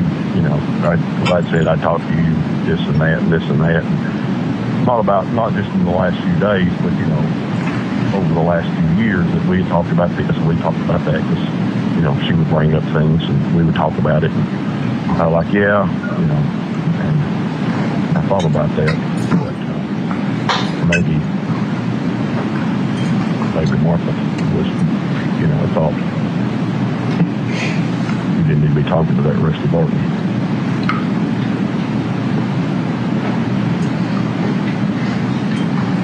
Because I can see that, can't you? Oh, yeah.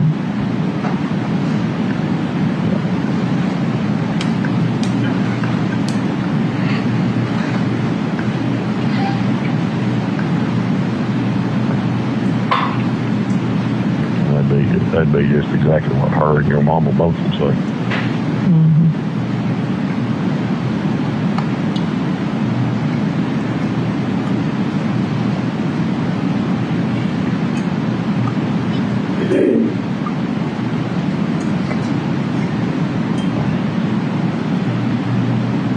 All righty.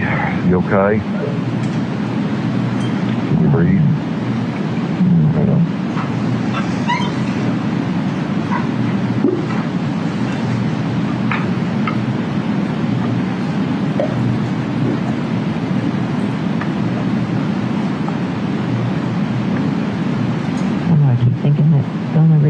Coming and talking to you because they don't have anything else. Right.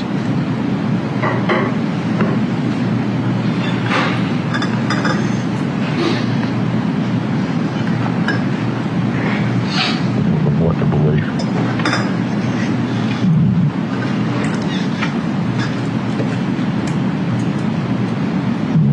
I wondered if my Jane is really just not wanting me to trust you. And I both know that would be right down her alley. You know that. She always said she'd either be one way or the other. She'd either be, all for us or totally against us. So she never really liked me. So.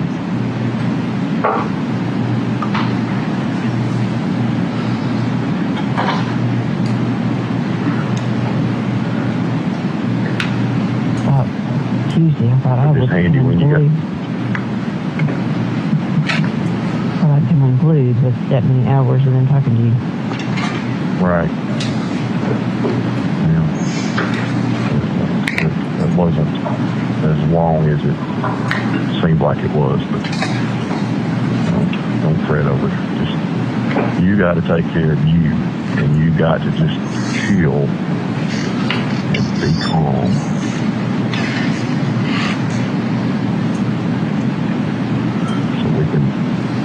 Think about good things and where we've been and what we want to do.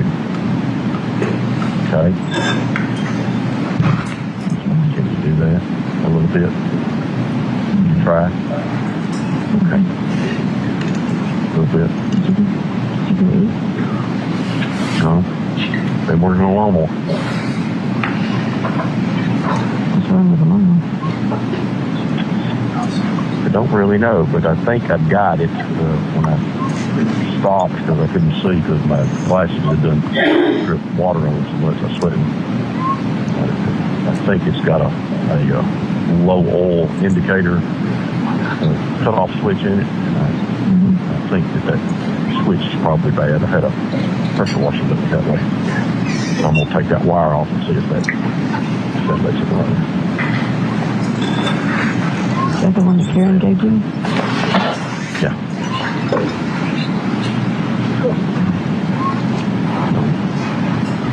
I'm going to do that and see if I can't make it work.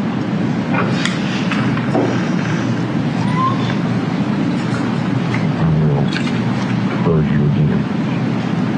Okay? Get up, walk up down the driveway, do something to clear your mind. Okay? She's just trying to keep us apart, that's all she's trying to do. I guarantee, just like you said, that the kids had said something to your mama, and your mama had said something to her, and she thinks that there's something going on between us, and she don't want you talking to her.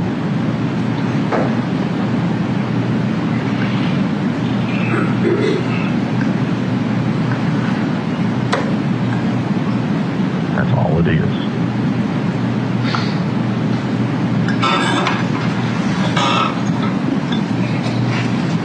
I just won't say that I talked to you. It'll be fine.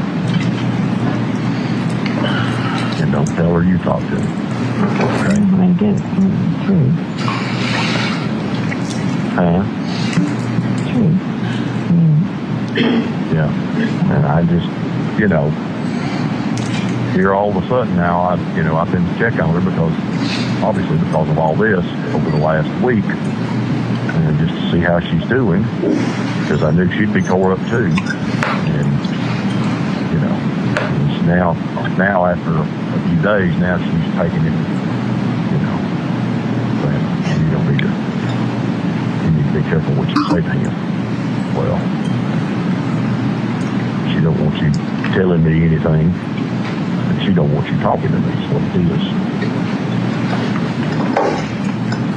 We'll just stop telling her anything. I'll just quit, letting her know like I stopped to you. All right?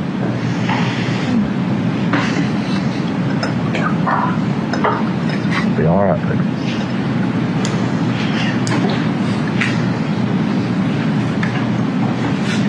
I love you.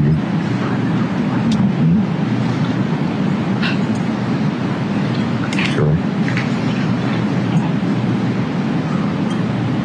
Okay. Count on that.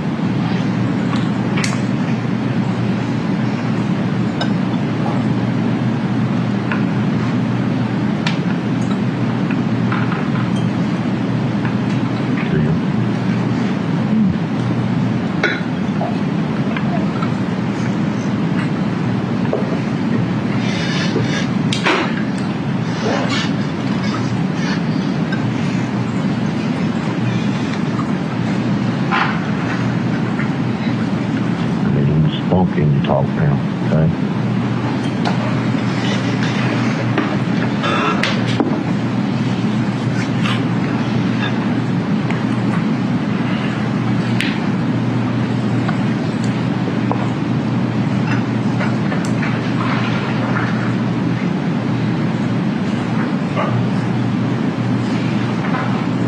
I'm not hearing any code. I'm not hearing any code words from Rusty. Sure.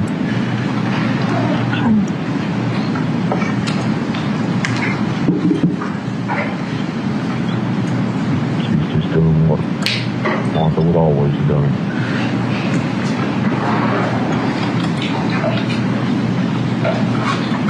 Well, I mean, that was the thing. She said you had come out there. Now the audio cut out. What? Why? Why is it broken? That's why But that was a possibility.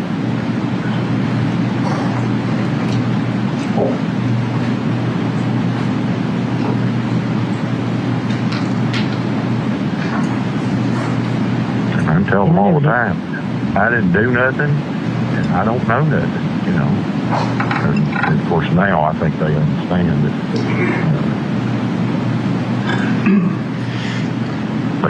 they know where I was that week, you know. They've seen everything on me on that week, so they know that. Well, I mean, that was the main reason that I came, because I thought, oh God, if they lock him up, neither one of his kids are in town.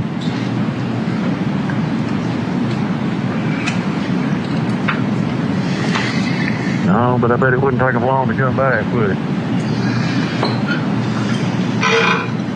Hey, Andrew's in Hilton Head.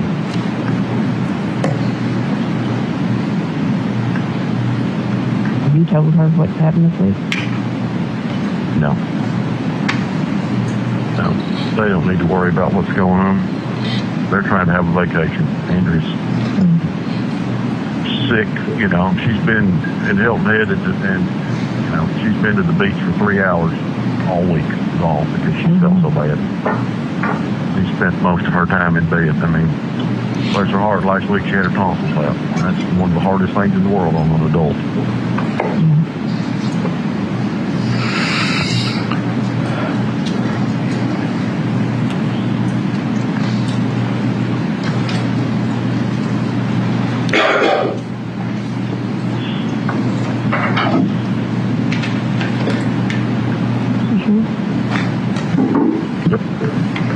Very sure. You sure? I'll get there. Good.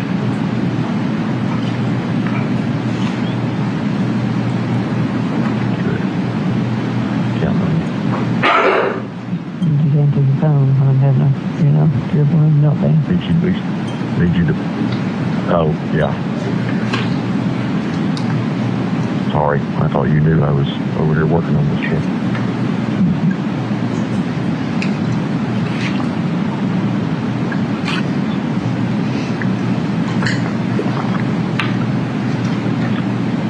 All right, babe, let me get this done before it's too much past dark.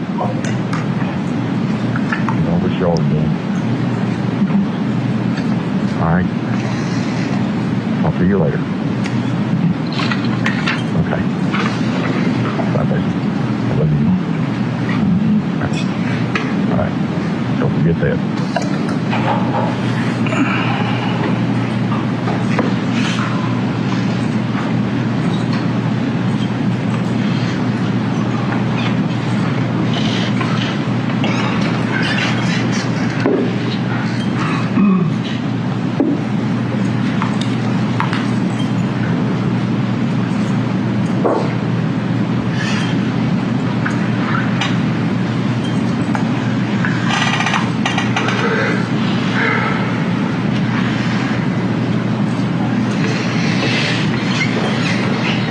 Times takes to publish, call you 4.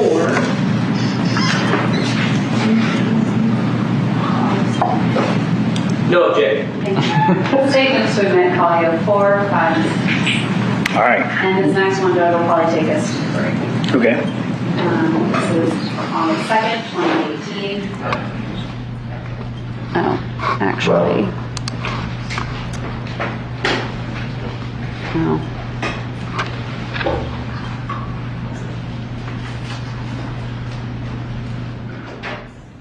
It's very telling that when he knows his calls are recorded, he doesn't use the code words all and forward. So I will wait. I think that the recordings are Right. good for today. Is there one that's like, yeah. They wouldn't make a ton of sense out of order, but we can do some testimony, Judge. Okay. So we'll wait to play those till tomorrow. I think recordings have. Or at least wait till our 3:30 break. But go ahead. Okay, Sergeant. So You were hearing some of these live as they were happening. That's correct. Okay. Specifically the ones where Mr. Barton tells Mrs. Farris about the recording. Yes. Okay. I want to talk a little bit about your interviews with Mr. Barton. At any point, because we've already talked to Sergeant Pope, we've heard from him, but I want to get your perspective on those interviews. At any point, did you threaten to harm Mr. Barton? No. At any point, did you brandish a weapon? No. At any point, did you set handcuffs down on the table? No. And was he with his attorney the entire time that you spoke with him? Yes. And at times, did you even speak with just the attorney? We did. Bobby Carter. That's correct.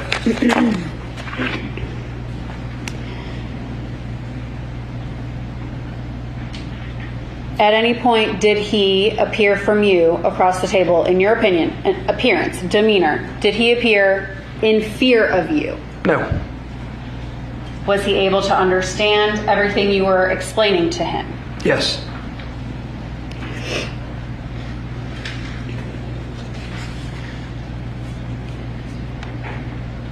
How long did Mr. Barton, how long were the Collios left on his phone?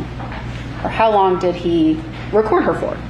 They were from this date, the 26th, until she was arrested, I believe. And I don't know if you know how many, but could you guesstimate how many total calls there were for a year? I know when we wanted to download them off of Collio, we had to buy a very large hard drive. There was a bunch. When you interviewed Mr. Barton, had you already obtained some returns for call detail record search warrants? Yes. What does that mean? Call detail records are incoming and outgoing calls from the cell phone company. Did you obtain, at this point, when you applied for search warrants for the call detail records, did you know Melody Farris's second phone number?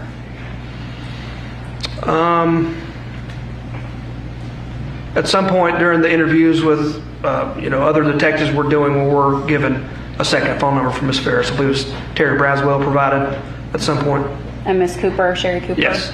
And did you obtain cell phone records for that phone number? That's correct. And when you spoke to Mr. Barton, did you confront him with times and lengths of certain phone calls? We did. And the frequency at which they speak? Yes. And is that what triggered him to sort of tell you about the nature of that call on the morning of July 4th at 2:20 a.m.? I think that was part of it, yes.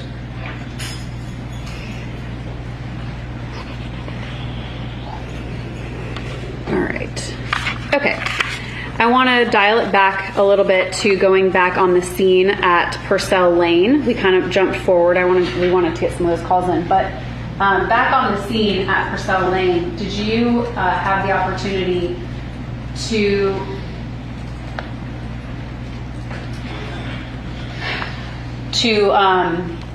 search the home and look for evidence within the home? I did at times, yes. Did you search the bedroom? I did. And when I say the bedroom, Melody's bedroom? Yes. Did you go through items in her closet? Yes. I'm going to pull up what's already been admitted. Did you locate some shoes? I did. Tell the jury about that. The search on the house was kind of winding down.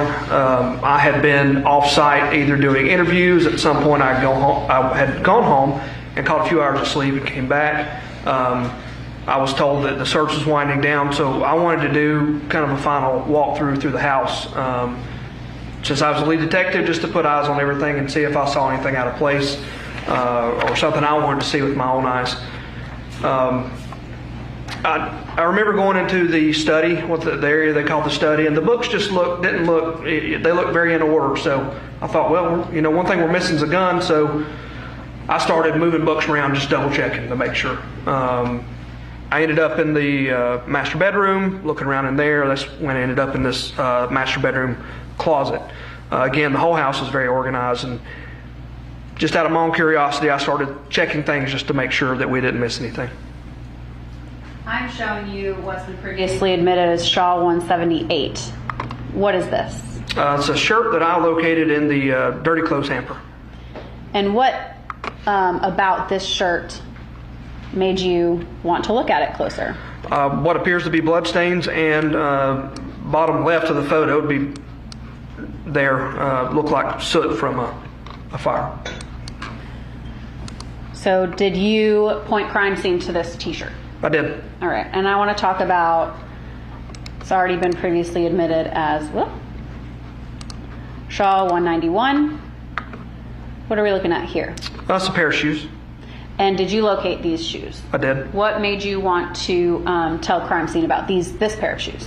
I recall wearing leather gloves, not leather, I'm sorry, nitrile gloves, like doctors wear. That's what we use when we're searching stuff. These shoes just felt cold to me. Ended up, they were wet, like they had been recently laundered. And I want to pull up Shaw 206. What about this pair of shoes? I noticed when I picked these up, there was blood on the bottom of them. So suspected blood at first? Correct. Okay. What appeared to be blood. And then it was tested later, confirmed to be blood? Yes. And in Shaw 209, is that the spot that you noticed? That's it. Okay.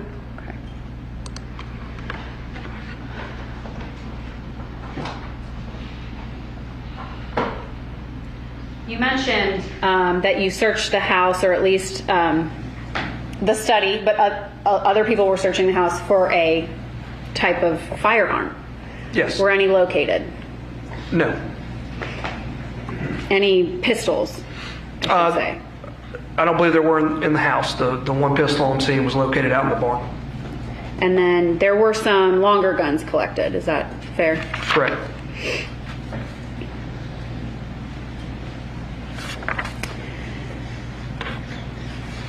I mentioned that you had obtained call detail records for some phones. Talk about some of the other digital evidence that you obtained in this case through search warrants and other consent means, such as like Google or DVR or anything like that. Yeah, we downloaded phones.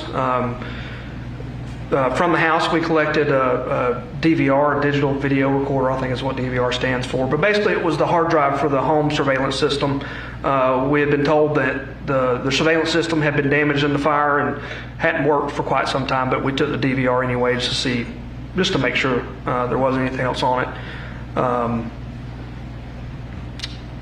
We discovered that through Google, you could request geofence records. Should I go into explaining what a geofence is? No, I just kind of want you to list off the things that you applied for search warrants for. Search warrants for people on scene, their Gmail addresses, your phone backs up, to Gmail or Apple or stuff like that. So we found a lot of Gmail records, and obviously we dumped phones. And what about cell towers? We did cell tower locations for requests for the local cell towers. And did you collect the CPAP machine? I did. Was that, tell the jury about how that came up. It had been mentioned several times about Gary's CPAP. People were looking for it to determine if he was home or not. They stated that he didn't sleep without it. He couldn't. I think it was even mentioned he may not survive through the night without it. I've never had a CPAP. I've never been issued one, prescribed one. But other people around the office said, you know what, that if he had to have it every night, those record data. I had no idea they recorded data. The data is used by doctors to see how you're doing or whatever. So we started looking into, how we can get that data off of that device.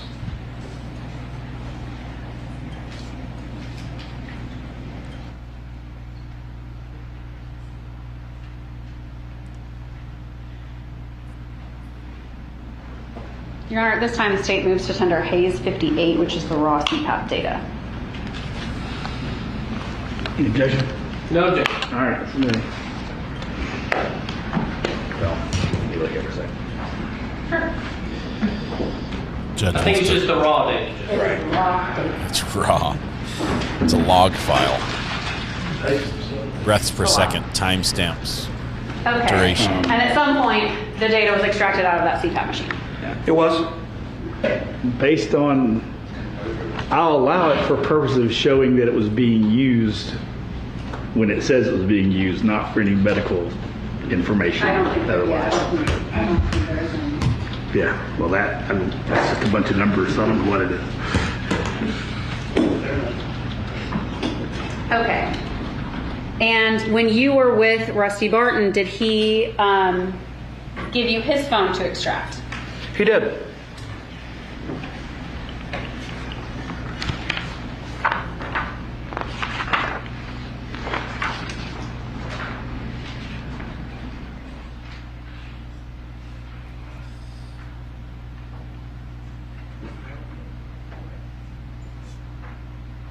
And did you get a search warrant to extract Melody Farris's cell phone? We did. Her actual physical phone that she had on her person? Correct. Okay. So when you don't have a physical phone, what can you obtain? You can obtain, call records, cell tower location data from the cell phone company. You can't obtain the actual data from the phone. Did you ever find a second cell phone for Melody Farris? No. You found one phone? Correct. Physically, okay. Yes. And that was the phone that she had in her interview room with you? Correct. And, and you extracted that phone? That's correct. At this time, the state moves to tender Hayes 7 to celebrate extraction report. No objection. And Sergeant, I'm going to pull up Hayes 7 for the jury. Whoops.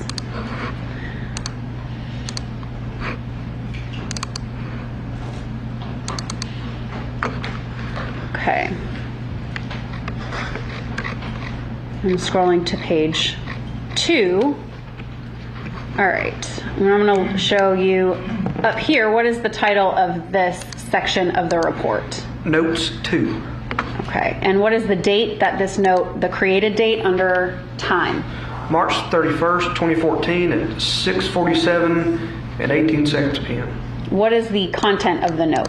Crown XO. Is this the tattoo?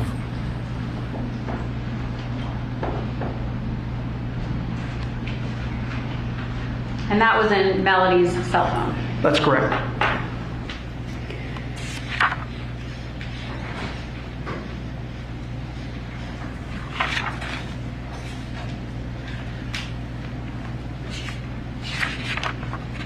Going into Ms. Farris's interviews, what were some topics that you knew you wanted to talk to her about? That you were getting information about from witnesses on scene? Why she did it? Witnesses on scene had, stated that they'd seen her with 2 phones, believe she was having affairs, things along those lines. What about the equipment on the farm? Yes, we were curious about if she knew how to operate the tractor or anything like that, if she'd ever done it. Why is that? We determined through different sources that Gary was a large man, and we were trying to determine if, what means were available on the farm to get him onto the burn pile, if that's how he got onto the burn pile. What about placement of a tractor, parking of the tractor? Yeah, we were told by multiple sources that the tractor was in a spot that was strange. It shouldn't have been parked there. And that was from multiple witnesses? I believe so.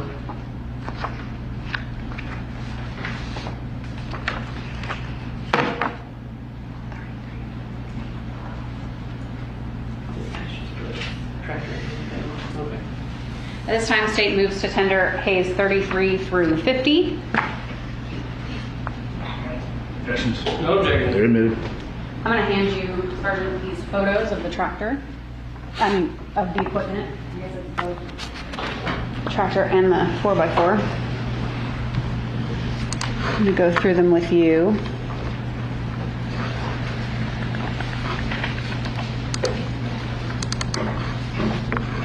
Okay, we're looking at Hayes 33. What is it that we're looking at in Hayes 33? That is the Kubota tractor and the Kubota RTV. Those are located in our sheriff's office impound yard. Tell the jury about why it was that the sheriff's office collected these two vehicles from Farris property. During the search of the residence and the processing of these two pieces of equipment, blood was discovered on these two items. We believe they could have been used to move the body of Gary Farris to the burn pile. So we seized them as evidence. Plus, they're fun to drive around the impound lot. What are we looking at here in Hayes 34? This was the start of my modeling career. I got to demonstrate because I am approximately 5'6", which is what it says on my driver's license. Some people say I'm shorter than that. This was to show that the seat was in the rearmost position. This is as far back as the seat would go, and I can reach the pedals and all the controls on the tractor. I'm a big boy now. I can reach the pedals. And we're just kind of scrolling through this. Hayes 35, Hayes 36. Is this the other? Are these the other pedals on the other side? Yes. So it would be the right side. That's correct. And are these the pedals that make it essentially go forward and backwards? Yeah, that's the C-shaped pedal, I believe. So my heel would have been on the back and the toe of my foot on the front.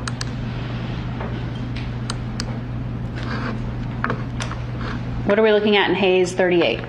That's the tire comparisons of the two different vehicles. Same in 39? Yes. What are we looking at in Hayes 40? Measured the width of the bed of the Kubota RTV. And I'm going to kind of zoom in on Hayes 41 here. How many inches is that? I believe it's right around 60 inches. I don't think Hayes she can get him in the back of the Kubota. There we go. Hayes 43. About 59 and a half inches 59 there. and a half, yes. All right, and what are we looking at in Hayes 44? This is the bucket of the Kubota tractor. That's showing the width of it, I guess you would say, is about 2 feet. Okay. And same in Hayes 45 zoomed in? Yes. Hayes 46? This would be the length of the bucket. And Hayes 47? So shows about 65 inches. Hayes 48, closer up? About 65 and a half inches, yes. All right. What's Hayes 49? It's just an overview. Looks like standing from the back of the tractor, looking down on the controls. God bless you. Okay, and Hayes 50, is that C-shaped pedal? It is. Okay. Oop. All right.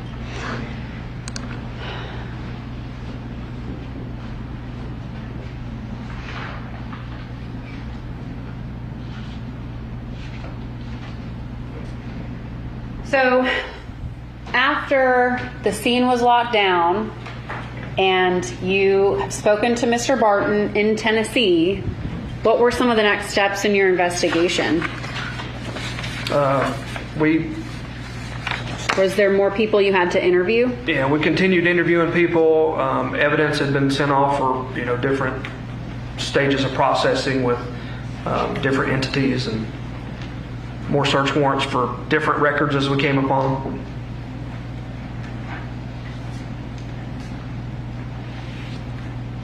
Judge, I think this might be a good time to take a break. Okay. All right. We'll take 10, and then y'all can either queue up that other thing for the hour. All right, y'all step out.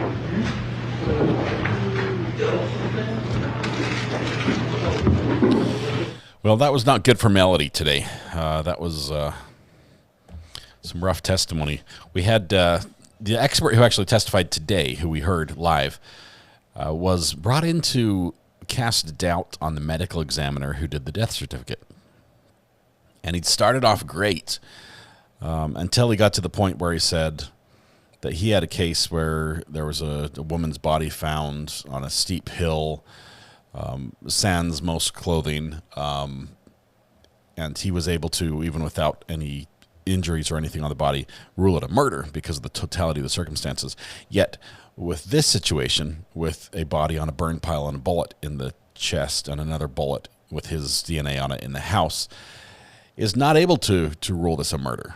Now, I realize he might be able to, he was right in saying, I don't know what killed him.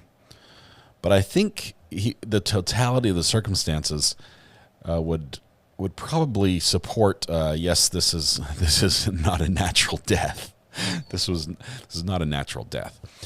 Anyway, crazy stuff today. I think we're going to end it right here. It's almost 5:30. Tomorrow we have closing statements, closing arguments in the Melody Farris trial. Also, this is going to go to the jury. I don't know how long it's going to take. The judge is going to give them like as much time as they need for closing. So it's like 2 hours each. Sure, you'll feel free.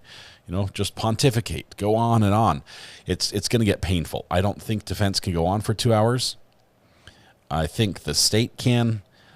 I'm a little worried that I'll be mentioned again, so hopefully that gets left out. But we'll be back for live for the morning. Let's see. A link to the laptop. A link to the thumbnail on this. Oh, you have no bookmarks? Yeah, because give me 1 second, Red Pen. I'll give you that one. The latest and greatest. My laptop is terribly slow. It's loading. I mean, you can see it here, but it's not even in focus yet. It's like still blurry.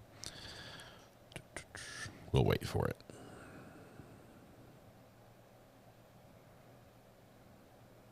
Slowly loading. The wheel's spinning.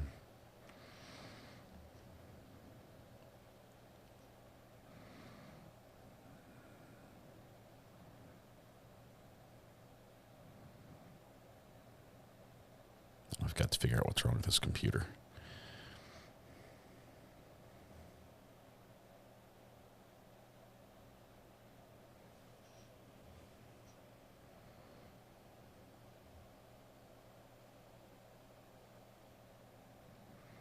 Okay, it's loading slowly.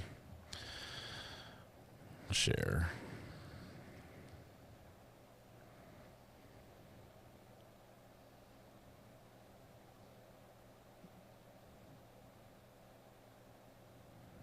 No, I think my computer thinks it's asleep right now. That's sort of how I feel. In with the link, copy link.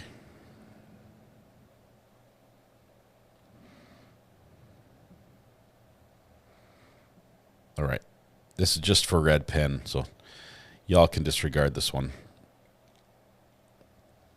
There it is. New batteries are $159. I just found out. Red Pen, I'm sorry. Hopefully the visit to the Genius Bar was not terrible.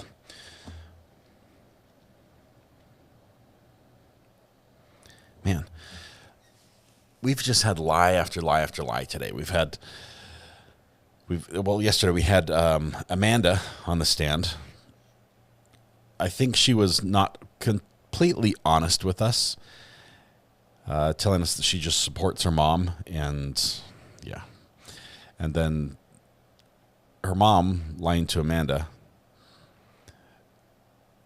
Rusty lying to her mom, Rusty lying to the police. Everyone was lying to everybody else, and now nobody trusts each other. So, all right, I'm going to continue. I'm super excited about having this laptop right here. It's a little high. I'm going to lower it down a little bit, maybe move it back a tiny bit, so it might be more in frame when I'm done. But I'm liking it. This laptop stand is excellent. Plus, now I've got room for my rewind machine, which is actually wireless. I usually keep it on a cable, but it is wireless. So it now sits where the laptop used to be. So I've got space again on my desk, which is good. So now I need to figure out what's wrong with my recorder so I can actually do the rewind machine again. So I've got homework to do today. That's it for today. It's all running together. Yes, the day is blurring.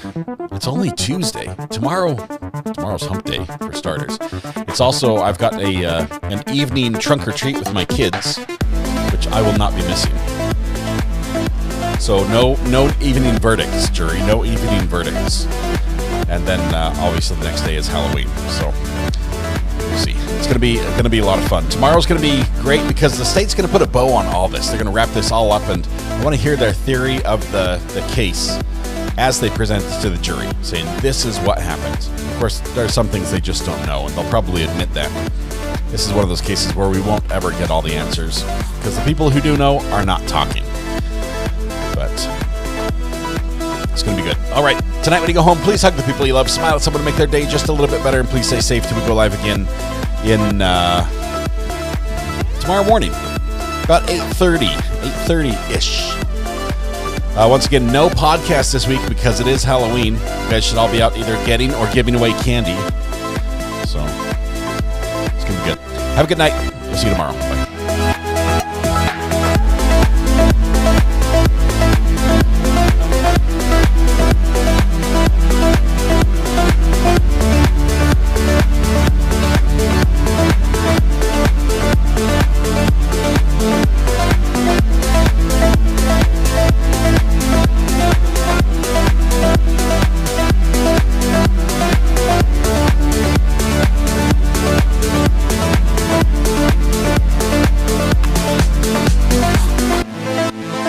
May or may not have close to 40 pounds of candy to give away. Just saying. See ya.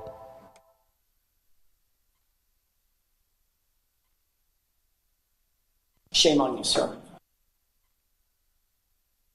Because he's the guy. If they didn't, I would lose my mind.